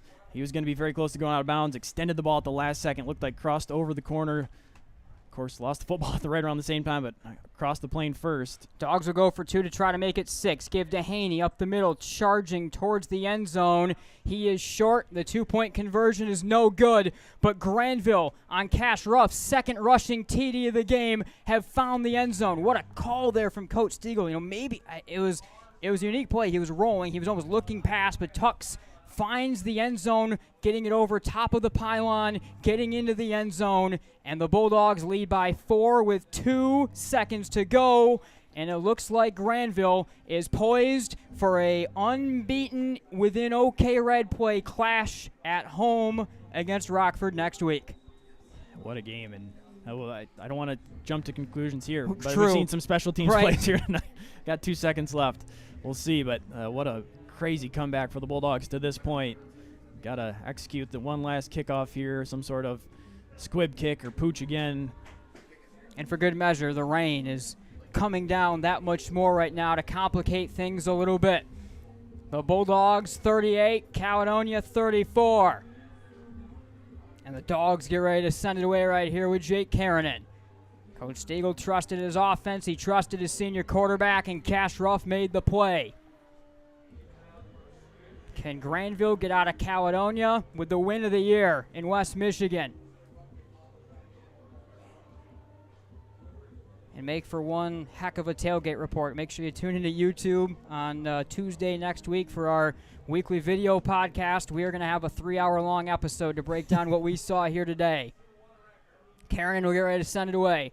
Cal, 2 deep returners back to the 20-yard line. 2 seconds on the clock, 38-34. Right arm in the air for Karanen. He'll send it away. He'll kick it fully down inside the 10. Backing and taking it at the 5-yard line is Townsend. Clock is evaporated. Crater came in. A couple more Bulldogs join them. They'll make the tackle. Grandville wins the game of the year. The Bulldogs pull off the miracle, and Grandville remains unbeaten within the OK Red and have their first win against Coach Pennington since he's come to Caledonia. Unbelievable. What a game, Chandler. Absolutely crazy game all night long. Big plays all across the field. A couple of huge plays on special teams, kickoff returns, the onside kick, of course, to really come up clutch in the 4th quarter there.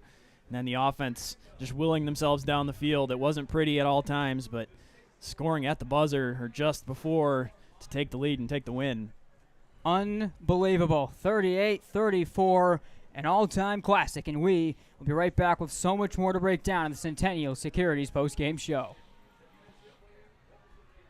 To invite you and your families to come and check out their diner. With locations in both Byron Center and Coopersville, they're a great place to stop before or after the game. They have a wide variety of menu choices to feed all the kids. They serve breakfast hot all day, and they're able to accommodate all of your large group needs. Their full menu is available for takeout orders, and they have online ordering at 76truckstopdiner.com. Revolution Rehab offers a personalized approach to physical therapy and health. Dr. Tyler started a private pay practice, allowing him to provide a level of care that you deserve. His goal is to recognize the root cause of the problem and restore the body's natural function. He uses physical therapy as a tool to inspire others to live a healthy and meaningful life. With 2 locations in Rockford and Grand Rapids, he can help you get back into the game. Check him out at therevolutionrehab.com. Let's take a look. As I mentioned over the phone, wear and tear. Oh man, they're never gonna buy this thing. Wear and tear? Well, there's the coffee stain on the seat. It needs new brakes. All 4 wheels squeak. The passenger door doesn't even have a handle. Not to mention that one time I went to my uncle's farm and backed up into a truck full of shit. Should about cover it. You're all set. Oh. Don't overthink it. Seller to Weller. 167 horsepower. Candy red. 8 cylinders of freedom. And to think, he only let me drive it once. I've never considered myself to be a lucky man. That would be Dad. He didn't know a thing about cars, couldn't tell a hatchback from a quarterback. But somehow his just kept going. And going. And going and going. Turns out Dad wasn't lucky. He just knew where to look. All right, welcome back. Centennial Securities post-game show, catching our breaths. I'm trying to regain composure and control of ourselves after the game of the year, Chandler, here in West Michigan for sure. 38-34, Grandville goes to 6-1 on the year. They'll have or unbeaten Rockford next week. Nothing more can set up. Michigan Sports Radio, Brock Conkle will have the call. And we'll be tuned in with our whip-around coverage mostly to that game, I think, as we'll see if the Bulldogs can be the first team to try to slow down what looks like a state title contending Rockford team. But Grandville makes a statement. They get their first win over Coach Pennington since he's gotten here to Caledonia in the last couple of years. At the break, the Scots did lead this one, 15-12. Jaden Terry had the first answer of the third quarter from 76 yards out, extra point good. Grandville took a 19-15 lead. Betzer then a 14-yard answer, 21-19 after a no-good 2-point conversion, or we call it 2-point conversion. It was a rolled extra point snap that he tried to throw it up there. Then Betzer to Greenfield from 34 out, 2-point conversion no good, 28-19. Rojas, his second kick return of the night, goes to the house. Grandville brings it within 2. Then Townsend answers right back, 34-26. And then the fourth quarter, Cash Ruff had 2 touchdowns. Both times, Grandville no good on the 2-point conversion, but it didn't matter. They had enough to win it by 4. Chandler, some stats. In our next segment, we're going to do awards because we've got a lot to talk about still with that. All right, we'll start for Caledonia. Betzer had 5 completions for 98 yards. He also had 75 yards on the ground. The other player to record rushing stats, Townsend, had a phenomenal game, 18 rushes, 158 yards. Through the year, Pennington had 1 reception, 8 yards. Greenfield had 2 for 62. Townsend, 21 yards. And Heron, 1 reception for 7 yards. On the Grandville side of things, did not complete a pass on the night, all on the ground. Haney had a ridiculous amount of carries. He had 25 for 87. Ridiculous amount Jaden of Terry carries. topped that. He had 26 for 198 yards. Kopko, bit of a quiet night, 26 yards on the ground, and Cash Ruff, 46 yards on the ground. And Some big ones at the end. Some big ones at the end in the fourth quarter especially. Wow. What a game. We were just talking off here. Where does that rank in games we've done here at MGN? Obviously, you think the 2020 Grandville-Rockford playoff game. Nope. You think the Unity Christian State Championship mess of a game. And few others could possibly compete with this one. Cash Ruff with 2 seconds to go finds the end zone, and Grandville has got their win over Caledonia, and they go into an unbeaten clash against Rockford next week for the OK Red crown. We'll be right back. A lot more to break down here on the Centennial Securities post-game show.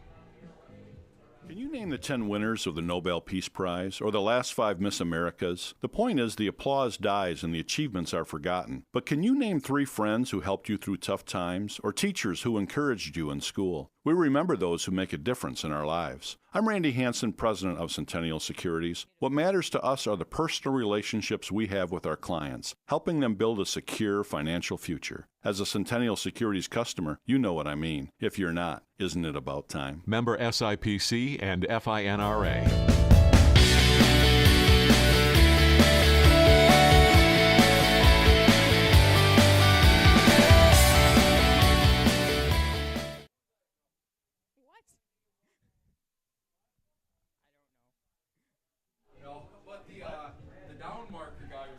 All right, we'll be right back here, or welcome back, I should say. We have some chatter going on in the press box around us right now here, but Grandville able to hang on in this one, in an unbelievable one down the stretch, CT.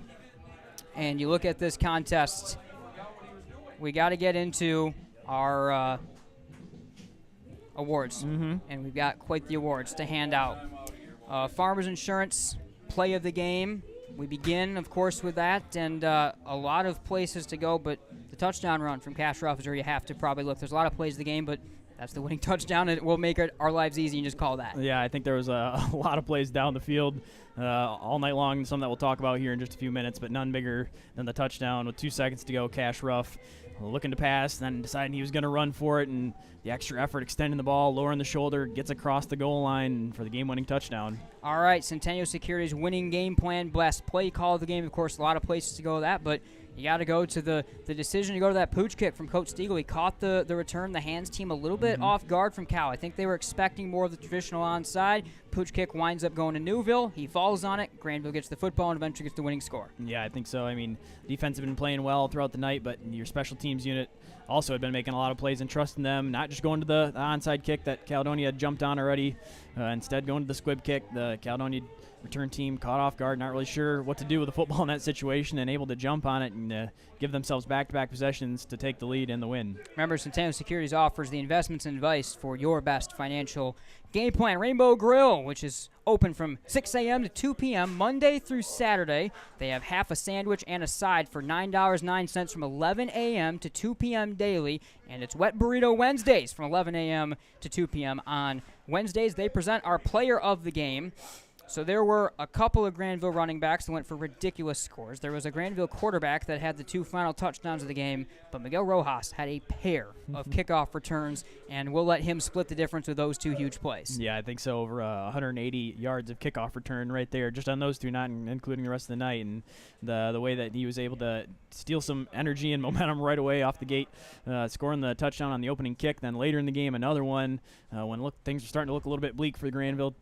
Both offensively and defensively, able to come up with another huge return, get the Bulldogs on the board once again, and jumpstart some of that comeback. Carr Center hit of the game. Not a game where there were a lot of hits. So it was kind of, well, it wasn't a slog when you look at what happened, but in terms of the big hits, not necessarily a ton. One you can probably give to Cal, though, was on kind of the first turning point of this ball game. Carson Kopko, the INT, the end zone, gets hit and punched out from behind. Ball goes free, and there's our Carr Center hit of the game. All right. What did we just watch tonight? 38-34. Grandville survives. The Bulldogs stay unbeaten in OK Red play. That's loss number 2 on the year in OK Red play for Caledonia. But again, you know, this Scots team, they're in D2 this year. Certainly well poised, I think, still to make the same kind of run that they went on last year, and then get to avoid Bryce Underwood in the state championship game, which also always helps a little bit as well if they were to go on that sort of run once again. All right. What a game. Grandville, unbeaten still, in the red. Chandler Timmer, Nate Dreyer. We'll see you next week, Tuesday, the Tailgate Report. It'll be a can't miss. We have a lot to break down. We'll be keeping an eye on everyone's top 10 lists because now you have no excuse. Someone's going to do it. Someone's going to do it. Just for you. Someone's going to, yeah. And you know what? I'd actually appreciate it. You have to do it at this point in time. But regardless, great show coming up. And then, of course, like I said, next Friday, Grandville Rockford on Michigan Sports Radio. we will be back in the MGN studios with a whip around a red zone style show of all the games going on Michigan Sports Radio. New idea there. All right, I am Nate Dreyer, who is a much taller person than Chandler Timmer. We're going to say it that way for sure. Thank you for tuning in all night long, all season long. What a contest. Grandville hangs on. They come from behind. No, hang on. They come from behind. They win this one down the stretch, and the Bulldogs stay unbeaten in the OK Red. We'll see you all next time.